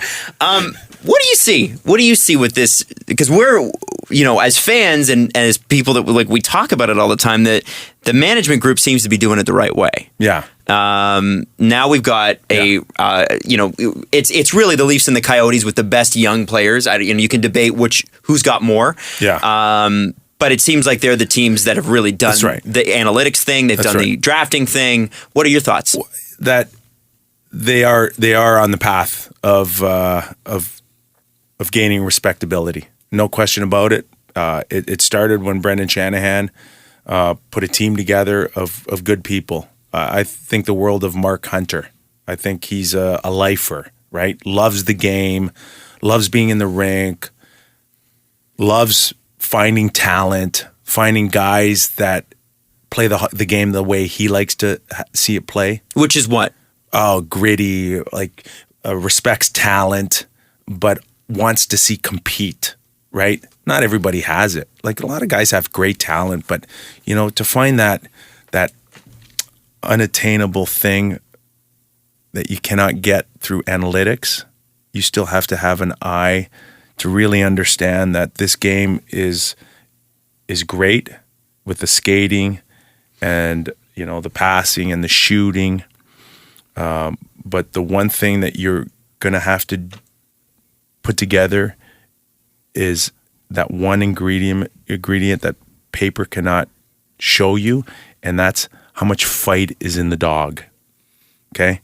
Like I said, skating, shooting, passing is great. But for me, I want to see a puck in the corner, and I want to see two guys go after it, and I want to see who comes out with it. You tell me where analytics can show you that. And that's not disrespecting analytics, but I'm saying that to me is the purest form of what our game's all about. Like I have that at the top of the list. And I think Hunter does. I think the way Brendan Shanahan played the game, he does. Mm-hmm. And I think Babcock, they get it. They get it. So now it's just a matter of this great talented group, right? With Marner, Nylander, now Matthews. Where is that fight in the dog? Because we found out Jonathan Taves has it. Patrick Kane has it when it comes to finding pucks and going into the dirty areas. Mm-hmm. And that's what we got to find out with the Leafs now moving forward. Is that a teachable thing? I think you can. Is it teachable? Can it be brought out, I guess? Yes, it is. But again, nobody knows if you have it. Even the person that we're talking about, maybe it's something that he discovers that he has. But you got to, as players, you got to start searching for it now, and then you'll have those key moments in your career where it has to surface at the right time. Mm-hmm. You know what? Maybe we'll see it a little bit in the World Cup. If it surfaces at the World Cup and young players discover it, then it's a lot easier to get it back when you need it because you've seen it before. That's the experience that people say, well, he's an experienced veteran. He's done it before. That's why people, no matter what area you're talking about, they always go back to, he's done it before. We've seen it. And then it's a little easier to bring it out. Is there a player you can think of when you were playing who, maybe, ho-hum, whatever, but he flicks that switch or something pissed him off and he's just a monster? Listen, I mean, there's some that just rely on their talent alone, and then there's others that can bring out, the best of it. The one thing that I will say about Brendan Shanahan is that, we're talking about one of the best goal scorers in the history of the game, right? I mean, not very many guys have been able to do what he has, but, he was there willing to do different things, at different times. Pat Verbeek, I mentioned him earlier in the show. He's another guy. I mean, those type of guys, when they bring, 5-tool players is often mentioned in baseball, but when you get, one of those guys that can shoot, pass, hit, fight, do whatever it takes to win, that to me is how you win championships. Wow. Huh. And speaking of baseball, I mean, I'm the Leafs super fan, but I know for a fact you're the Jays super fan. It's been a fun summer. I got to be honest with you. Many nights just hanging out with the Jays. Now we're down that stretch. We're going to do it again in terms of. Do you believe in this team? Because there seems to be some apprehension around them. Yes, I like the changes that they've made. Shapiro was in a very tough position going against a guy that was super popular, but I was skeptical of the change. But I think he's done a really good job of not being the center of attention and quietly going out and getting a few pieces. They made some changes with some pitchers. Santos was out. Mm-hmm. Chavez. Jesse Chavez is back, and now he's gone. They were bad. Those guys, they were horrible, those mid guys. And now, few guys coming in. Benoit, I think. Is it Benoit? Grilly's been good. Grilly. Who was so mediocre in Atlanta. I think Grilly and Smoke should do a barbecue cookbook. They could definitely do commercials. I like that. There's an opportunity there. There is. There's some opportunities there. Get on that, okay? I like how but they're fun. They're fun because they go down 5-2 and you don't turn the set off, right? They go down 6-2, but that's against Minnesota. We'll see how they do moving forward here because there's some tough games coming up. But it'll be a fun stretch again. I like how you're, just talking about the Jays, and they've done some really good things. But man, during the playoffs, so the NHL playoffs, so there's this control room where there's this big TV and all the hosts watch it, and there's a few other smaller TVs and you can watch the other games.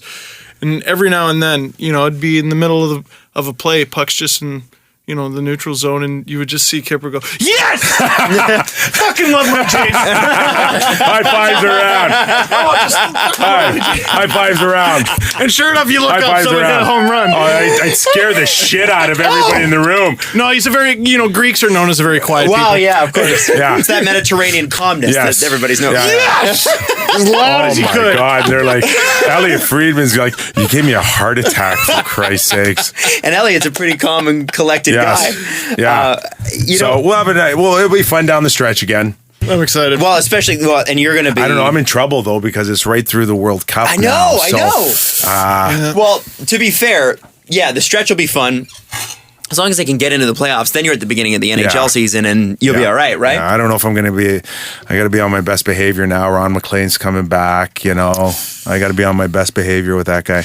Yeah, well, it's Ron MacLean. Although I hear Ron MacLean's a fun guy. So maybe you'll be just all right. ask any small town throughout Canada. Literally any small town. They will say the same thing. Are there any left? For hometown? No. He's covered every single one.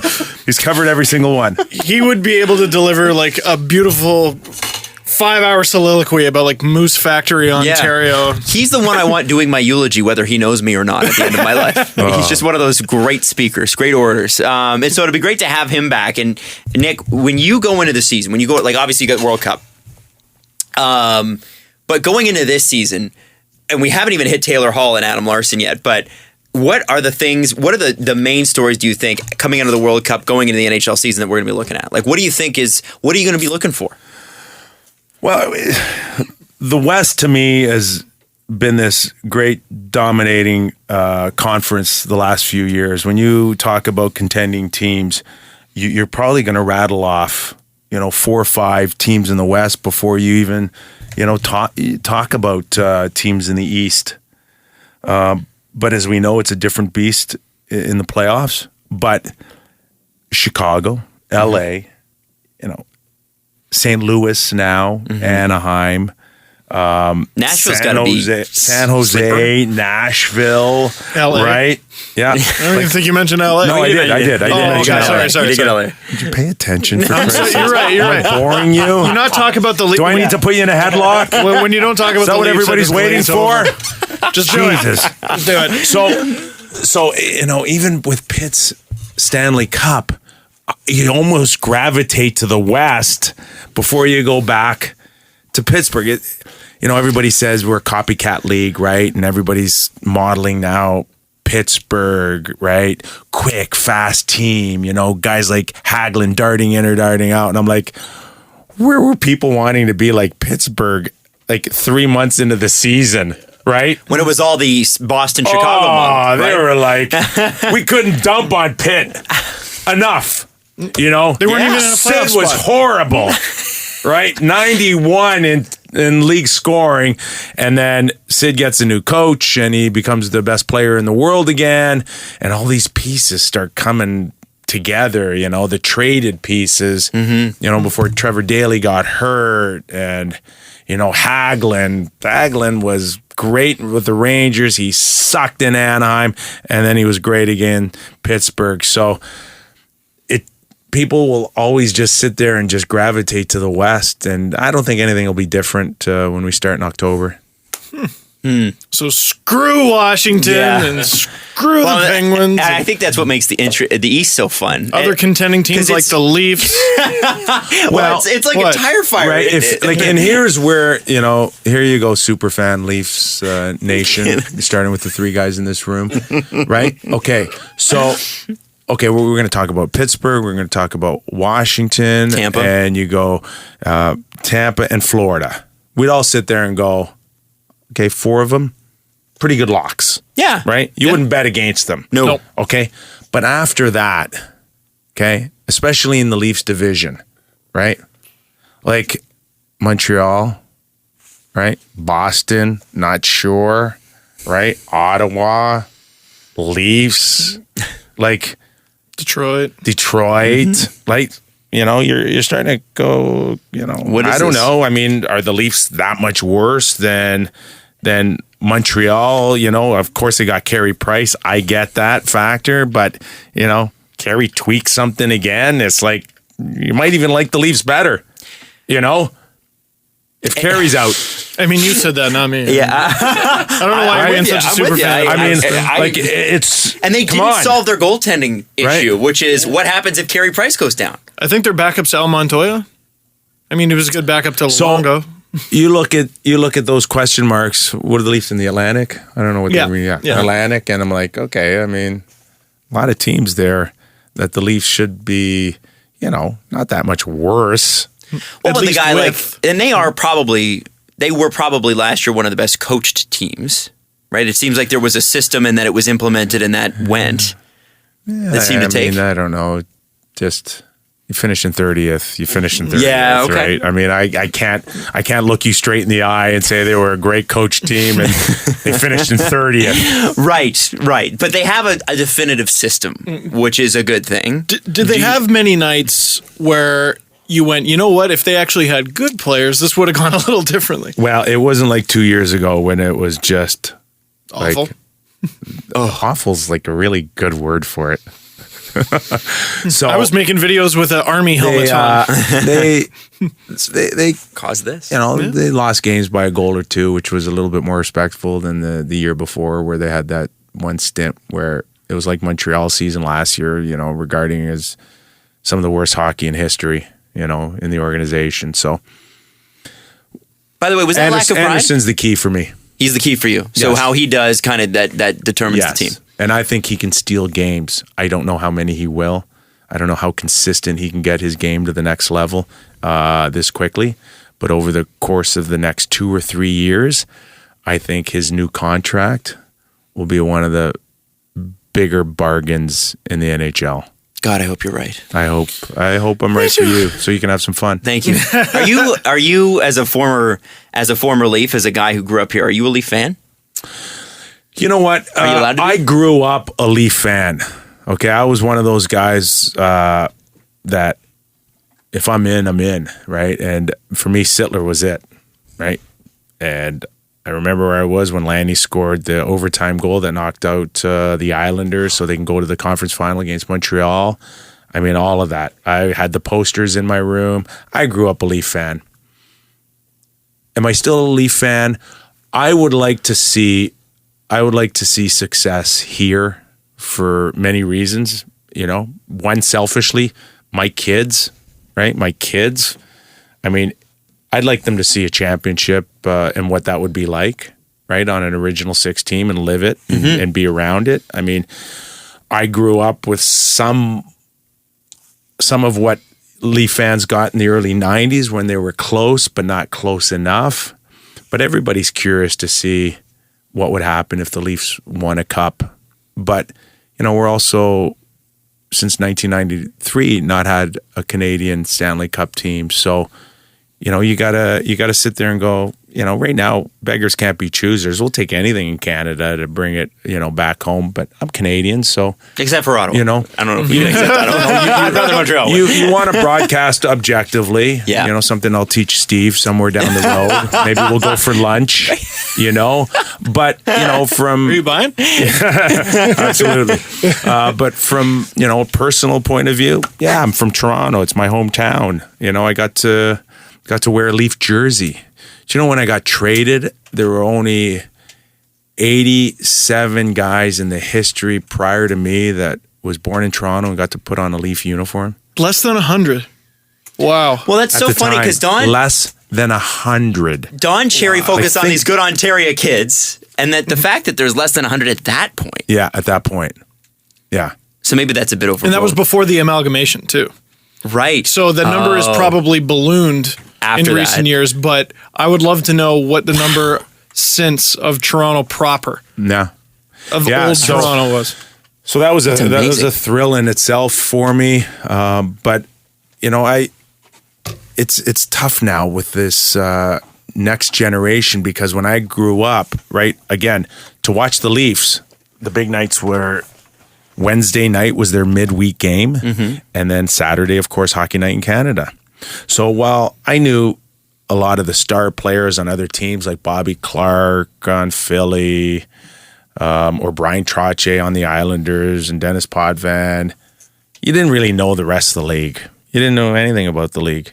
Now kids today, they go to their phones and they follow any team they want for 82 games, and they gravitate to, you know, Sydney and Ovechkin, and then become Washington Capital fans or Pittsburgh fans. And it's like, you're not localized anymore, right? You can go anywhere you want, watch any player you want, as many times as you want. You can isolate a guy, one of your favorite players. You can do anything you want today.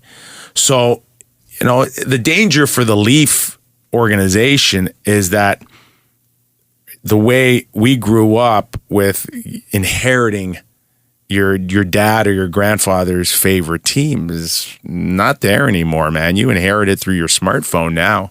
I got news for my future kids. They are inheriting. They are inheriting. Yes. This burden. And you know what? Then they call child services. And Stevie ain't seeing his kids anymore because he's abusive. Well, you know He's what? Leaf abusive. I'll get some kids who know a good hockey team when they see it. You know, so Nick, at this part of the show, we normally do, and quickly, Hall for Larson before we do the press conference. Yes. We're going to take listener questions just a second here. Hall for Larson, what'd you think? I think on the surface, I get what Edmonton fans are saying. We gave up an all-star for a non-all-star. Okay? And that's, I get it. Like, this guy should be able to score 35 goals, 40 goals in his sleep. He's that talented. But what will dictate this trade down the road, I think more has to do with how the rest of the forwards, you know, whether it's Eberle, whether Nugent Hopkins sticks around, whether Draisaitl, Connor, I think, could lead the league in scoring as early as next year if he's healthy for 82 games. Right?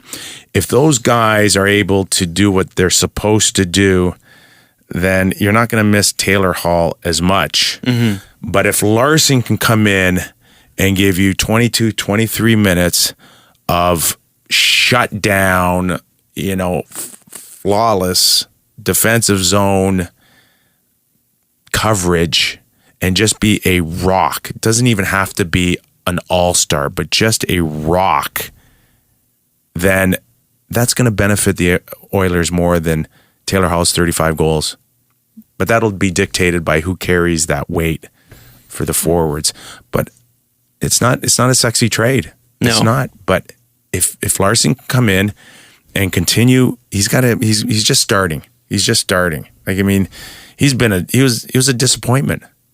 He played better last year, and I think that's what Edmonton saw, is that upside, that the scale's moving and trending upward. If he can come in and be a solid defender, which they've lacked for years now, then I think it's got a chance to be one of those trades that can really help down the road. Amazing. All right, let's do the press conference. First question. What's the most insane Who's it from? Do we know? It's from Late Fearness on Twitter. Okay. What's the most insane thing you've heard a panelist say that they actually believed?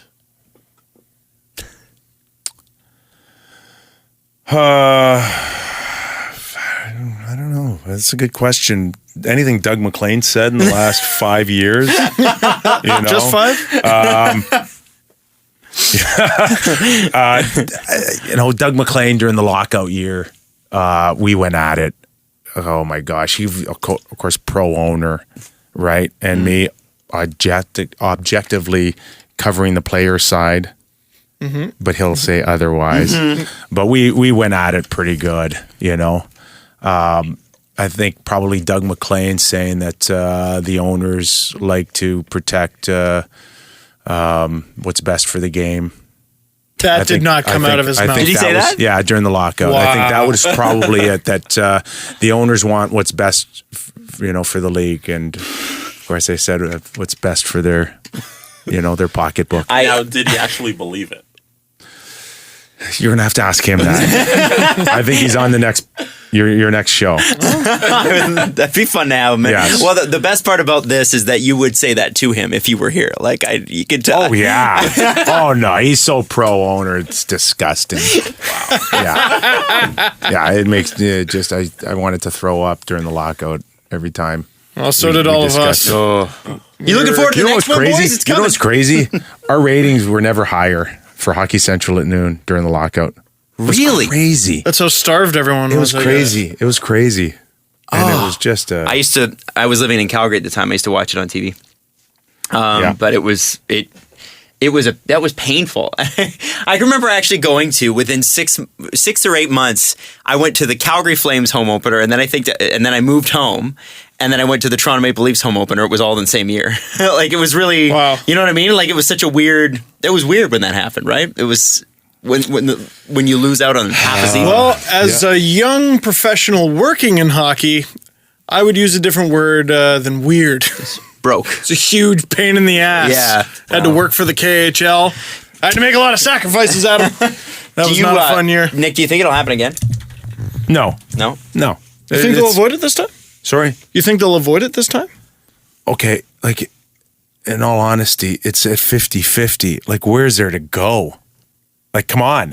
Like, what are you're gonna shut down the league because you want to tweak free agency, or, like, there's no reason to ever have a lockout ever again. Mm-hmm. It's at 50-50. Come on. And we fought through 2 lockouts for that. Like, it's crazy. But yeah, that's what we're at. And the players bought into this escrow. I know it drives them batty.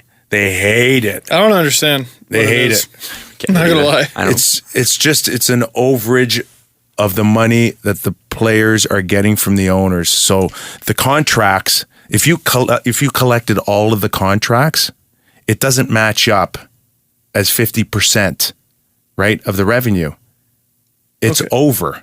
Oh. It's over the 50-50 split.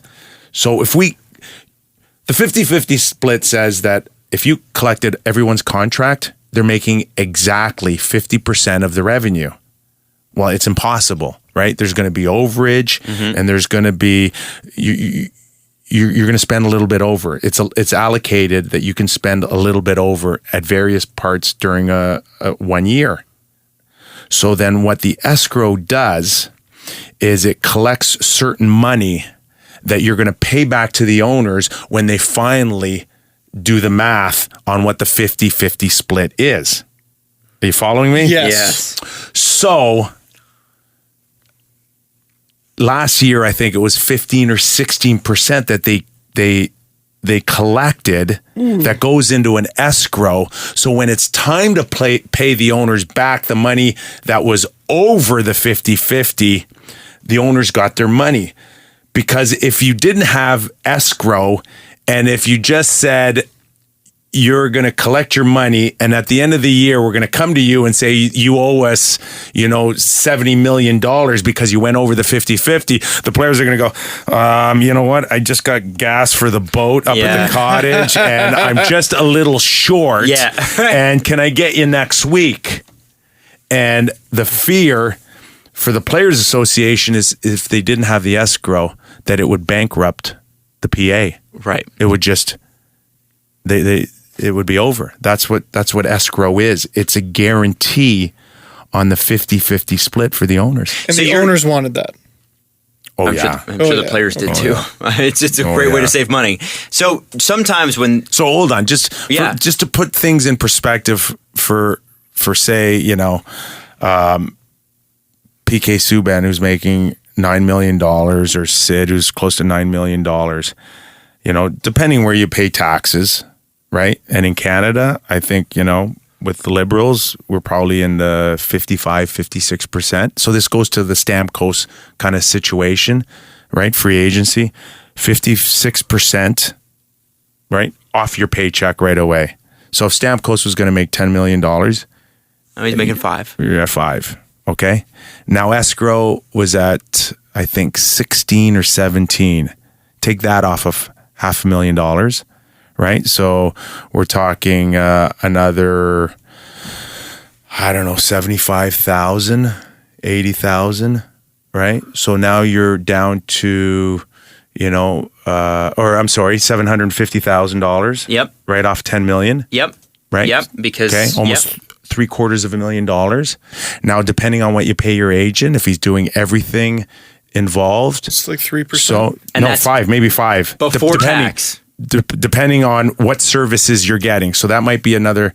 So now you're 55, 75, almost 75, 77% of $10 million is gone. So when you think you're making 10 million, you ain't making 10 million. So it's I can hear the listeners now going, boo hoo, boo hoo. I'm only collecting 2 million out of 10 million. But condos are expensive downtown. Take it from a guy who ended his career face first on Madison Square Garden ice in a puddle of blood. That's what you look at every time you step on the ice, and you never know what's going to happen and how, what kind of job you're going to get next. If you're fortunate enough, like I've been, to be in broadcasting, or you're one of the averages who changes over 7 jobs in the first 3 years looking for something after hockey. But that's what the players got to live with, right? Is the fact that this is it. I got to make hay while I can because I don't know what tomorrow brings. But it is a sore spot with the players that they lose so much percentage of their money now, year to year. You just reminded me. I think I've told this story before, but Jim the Net Detective Carey, I think he won the Calder, he won the Vezina with I want to say Washington. Yeah. Washington. One day I was on LinkedIn and he came up as like one of my like suggested connections. Like I've looked him up. He's a financial guy in Florida, isn't he? I think so. Yeah, he's something running like a that. financial firm. Guy has the Vezina trophy, Adam. Yeah. He's a Vezina winner. It's crazy. It's crazy. You know what? My advice to any young player is I don't care if you're making, 50,000 in the minors or 500,000 in the NHL minimum salary or 600,000, whatever it is, or 10 million. Get people you can trust. Get financial people that kind of know, and protect yourself. Don't give them your assets. Don't hand over stuff and not know what's going on. You got to pay attention. I was fortunate enough to get involved with Stu Gavin, ex-player that got into the financial world, and they've been great. They've been great. They give me sound advice. Nothing high risk. Mm-hmm. Just slow and steady.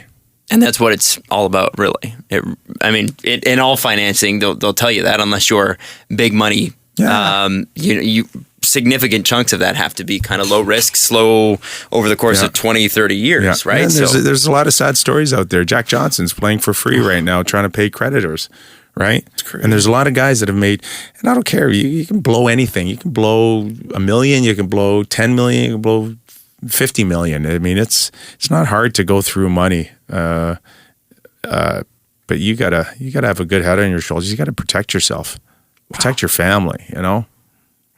And your future. Yeah.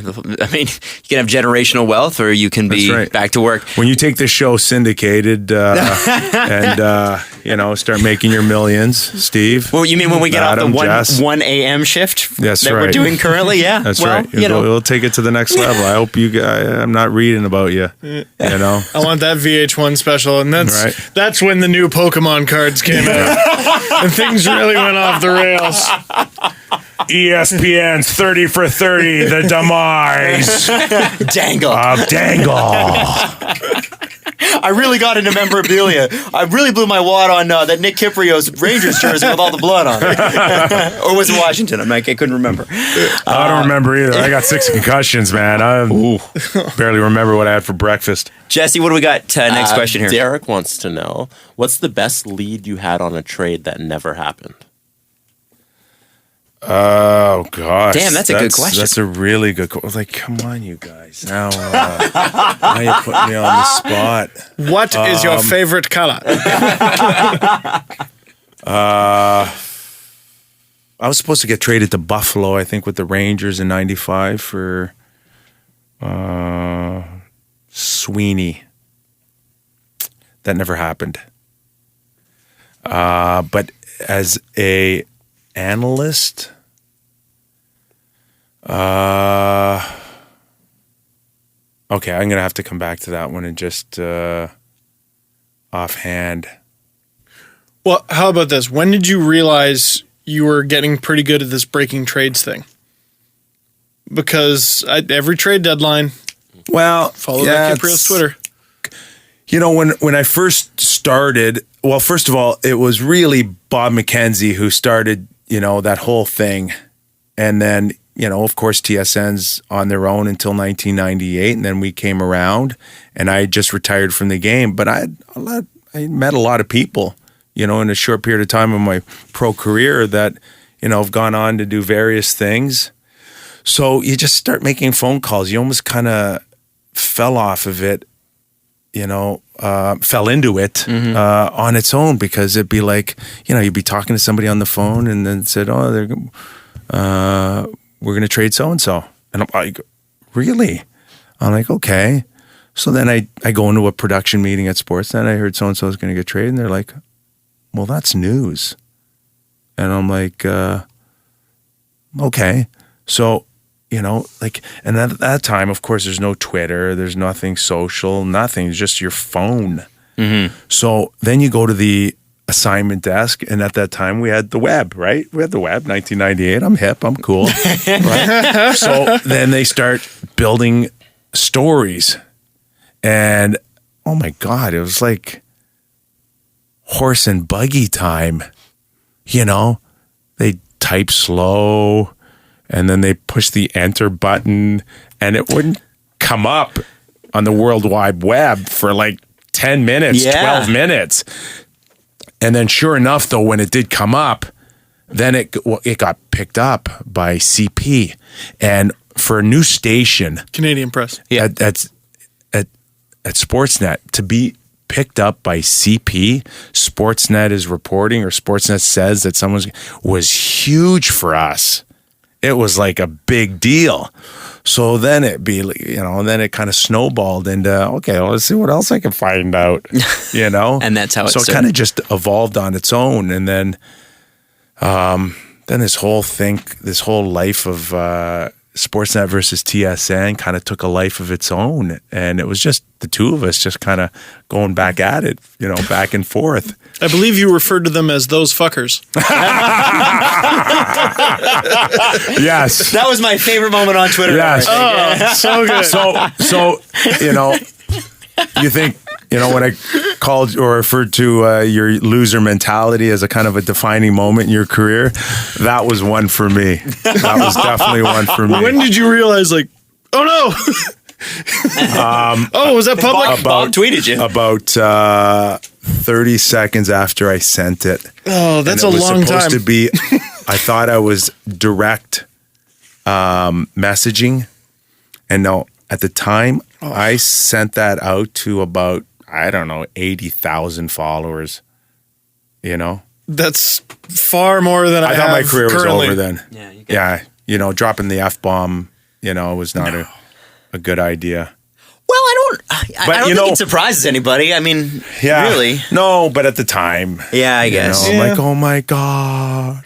You swore. For an NHL player swears. I've never, I didn't even know how to delete.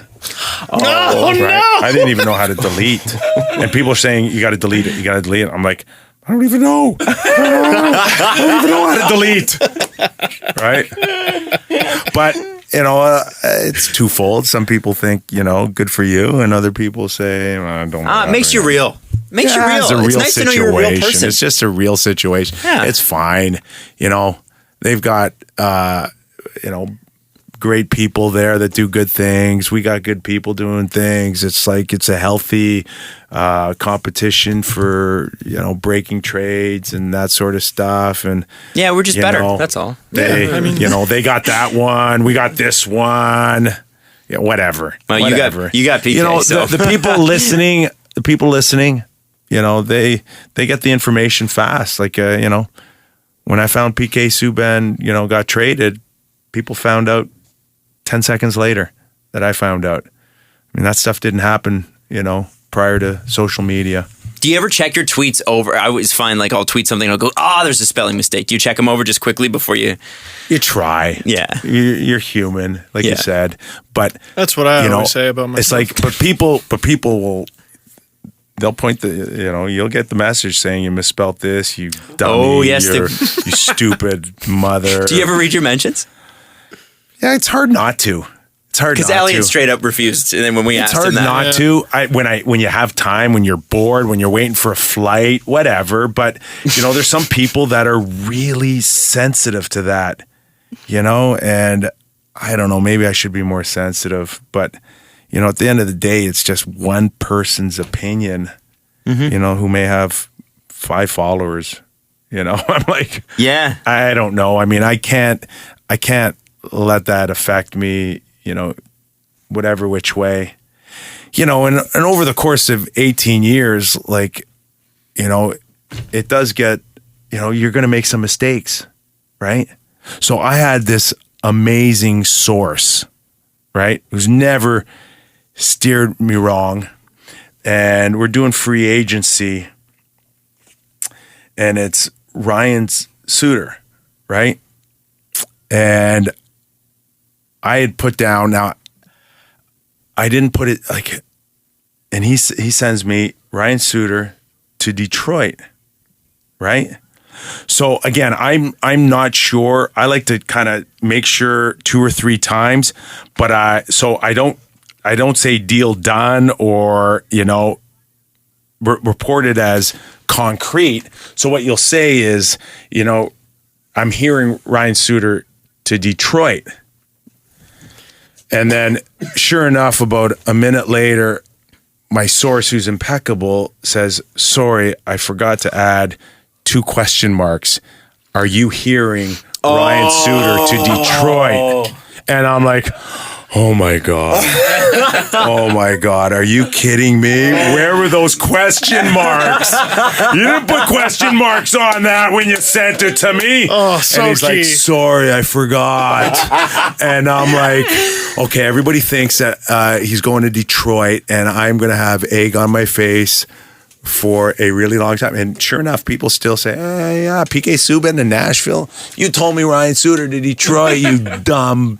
And I'm like, yeah, listen, over 18 years, you're going to miss a question mark or an exclamation point somewhere. No big deal. That's a great story. I love that because I love that that's how it can happen. That's how it can happen. So, people think like you're dumb, you're way off base. I'm like, no, it's just, we're all human here and just little tiny mistakes like that. And that's why you need to, take a deep breath sometimes before you press the send button. But, haven't learned that yet. It was a good learning experience for me, but I was mad at myself at the time, but now I'm like I put my record over the 18 years up opposed to just a couple of mistakes. 18 years is a long time to be involved in this thing.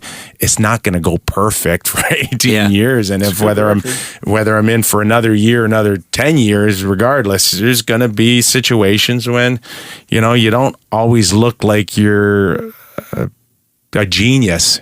So like you said, we're human.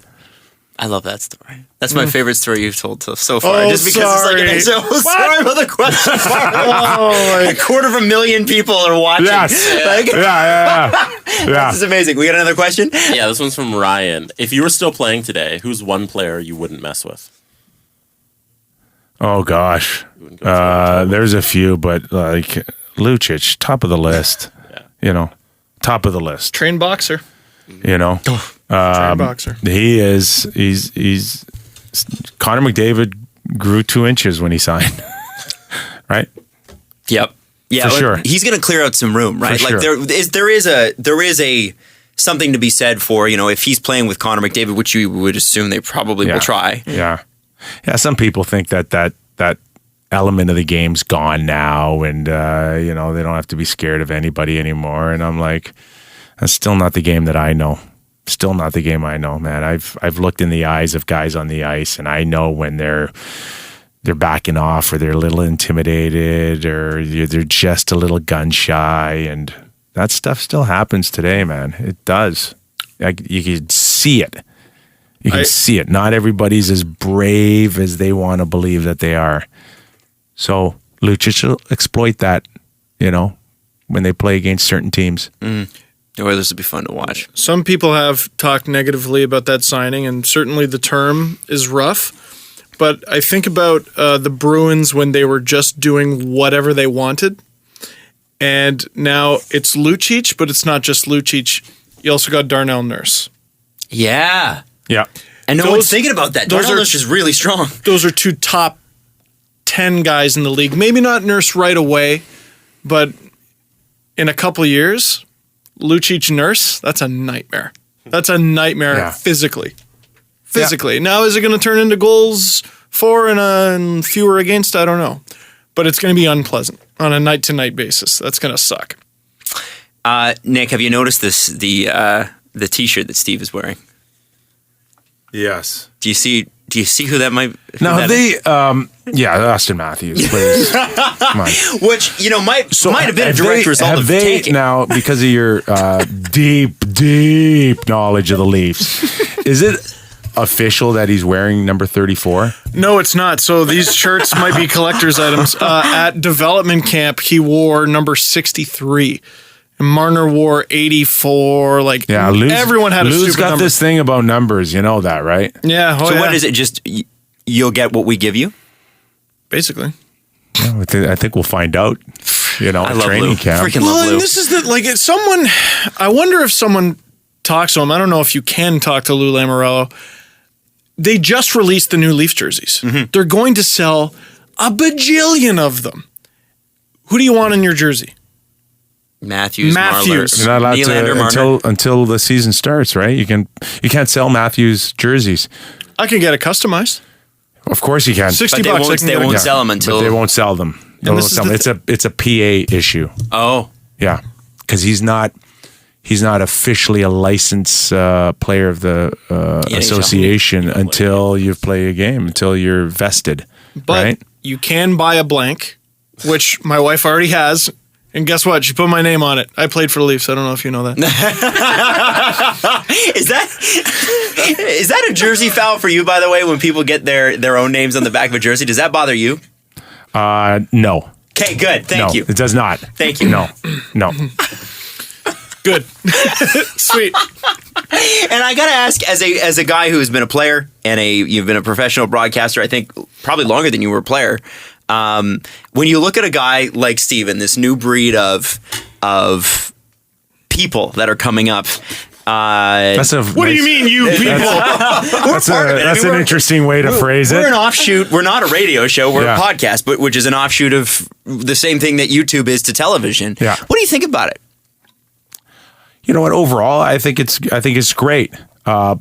it's everything is great. Social media is great. It's helped me in my career, with various things, including sharing information. But everything's a double-edged sword. It could work in your favor, or it could be your worst nightmare. It's just respecting it and using it to your advantage, right? And everybody wins.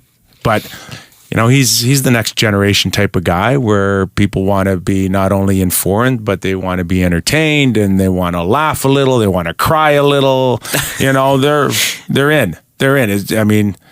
It's great that you guys are doing this. It's great that, I'm hearing that you guys are getting 20, 30,000 listeners. That's awesome, right? I think it's terrific. Just if people want it, you guys are willing to, do it for them, then everybody wins. It's about growing our game. It's about making more people aware how great the game is.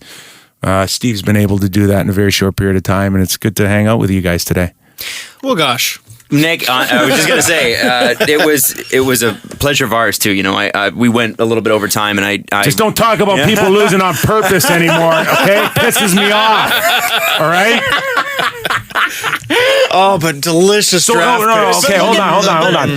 Now, are you okay if the Leafs finish in 30th place again? Because I think it's a disaster. Yeah, it is. Okay, it's a disaster. And it's funny because the light at the end of the tunnel. Supposedly, I can't remember the name of the kid who was supposed to go first overall this year. But he's supposed to be spectacular, but they're supposed to be going Benson up No. now.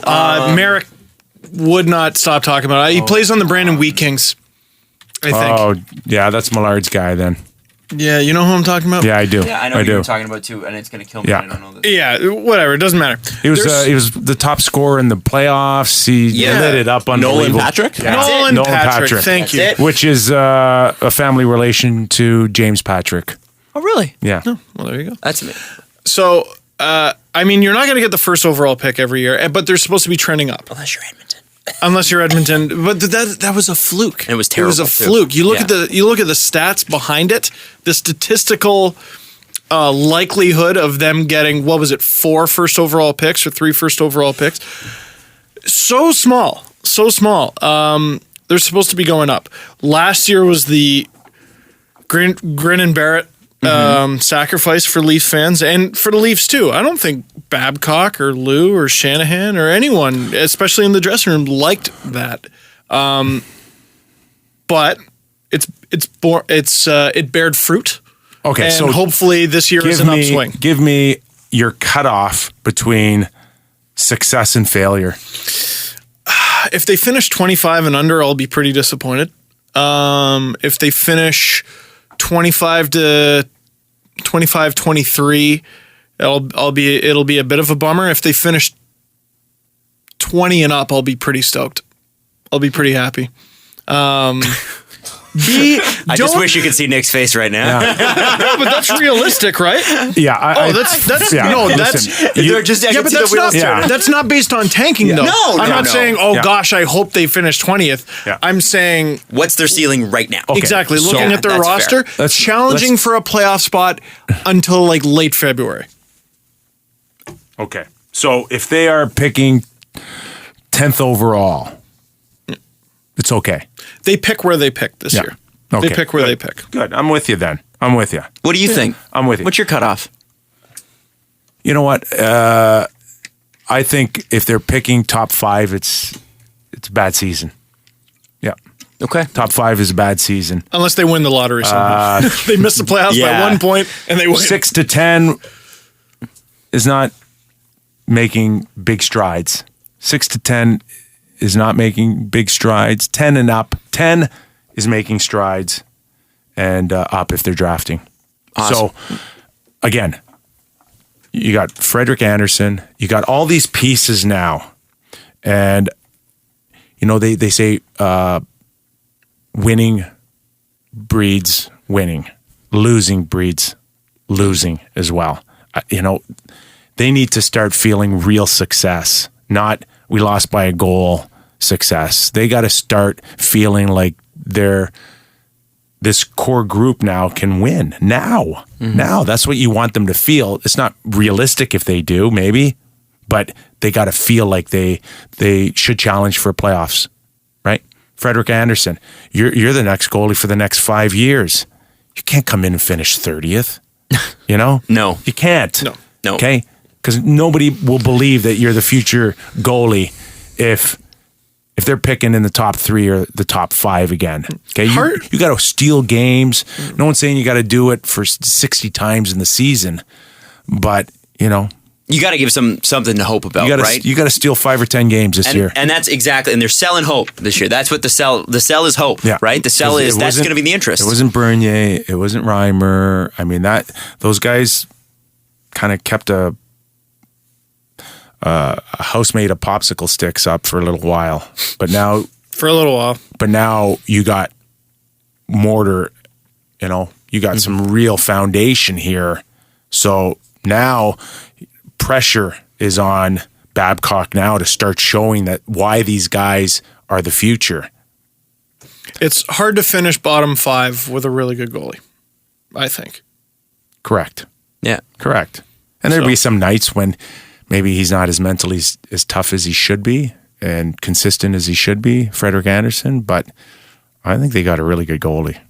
Awesome. I do. He's a big guy. He's a big guy that can move. Just got to, between the ears now, start developing between the ears. Well, Mike Babcock can help with that, so we hear. So, and he's going to get a sample at the World Championship. How do we do? Yeah, we're wrapping it up. Pretty good. Holy smokes. Anybody need to go pee? Yeah, I do. Yeah, actually. Pick up Nick's water GP8. And Nick, just quickly, this water actually gets you, like... You know what? I do have to pee. It's a company that I got involved in about 5 years ago, and... You know, I'm like everyone else at the beginning. Come on, it's water. Water's water. But if you drink it, this water is different from other waters. It does get through your bloodstream faster because Steve has to go to the bathroom now. Doug MacLean, usually, he's so funny after our Hockey Central at noon shows because he says that the first thing he does is he starts walking and then he's like, I got to go into Starbucks, take a piss, right? And then he but he'll pretend that he's going to buy something first because he doesn't want to be the guy that just uses the bathroom. Really? And leaves. Why does he care? Oh, it's very important to Doug. It's very important to Doug, right? So he waits in line, or well, he'll kind of wait in line. He'll kind of poke around and see if he wants a blueberry muffin, and then he'll dart into the washroom. God, that's it's so funny, but. It is a little different. It's a lighter water. It doesn't bloat you. They break down the water molecules. They actually break them down and reconstruct them, and they actually physically put more oxygen in each molecule. That's why you got to pee faster because it's going through your blood system. I heard Elliot Friedman say on multiple occasions, like, Kipper, what the hell is in this? Yeah. Well, it's true. Nick, it's absolutely true. We're honored that you came. The stories were unbelievable, and I hope this is not the last time because it was so much fun. Yeah. And have fun going into the World Cup. I know it's going to be an extra long season for you. Thank you for making time for us today. All right, guys. Really a pleasure coming there and shooting the shit with you guys. It was a lot of fun. We got him to swear. There you go. And my kids aren't around. Follow the guys on Twitter at Steve_Dangle, at Adam WYLDE, and at Jesse Blake. The Steve Dangle Podcast. Brought to you by Panago Pizza. Order at panago.com and stuff your face with deliciousness.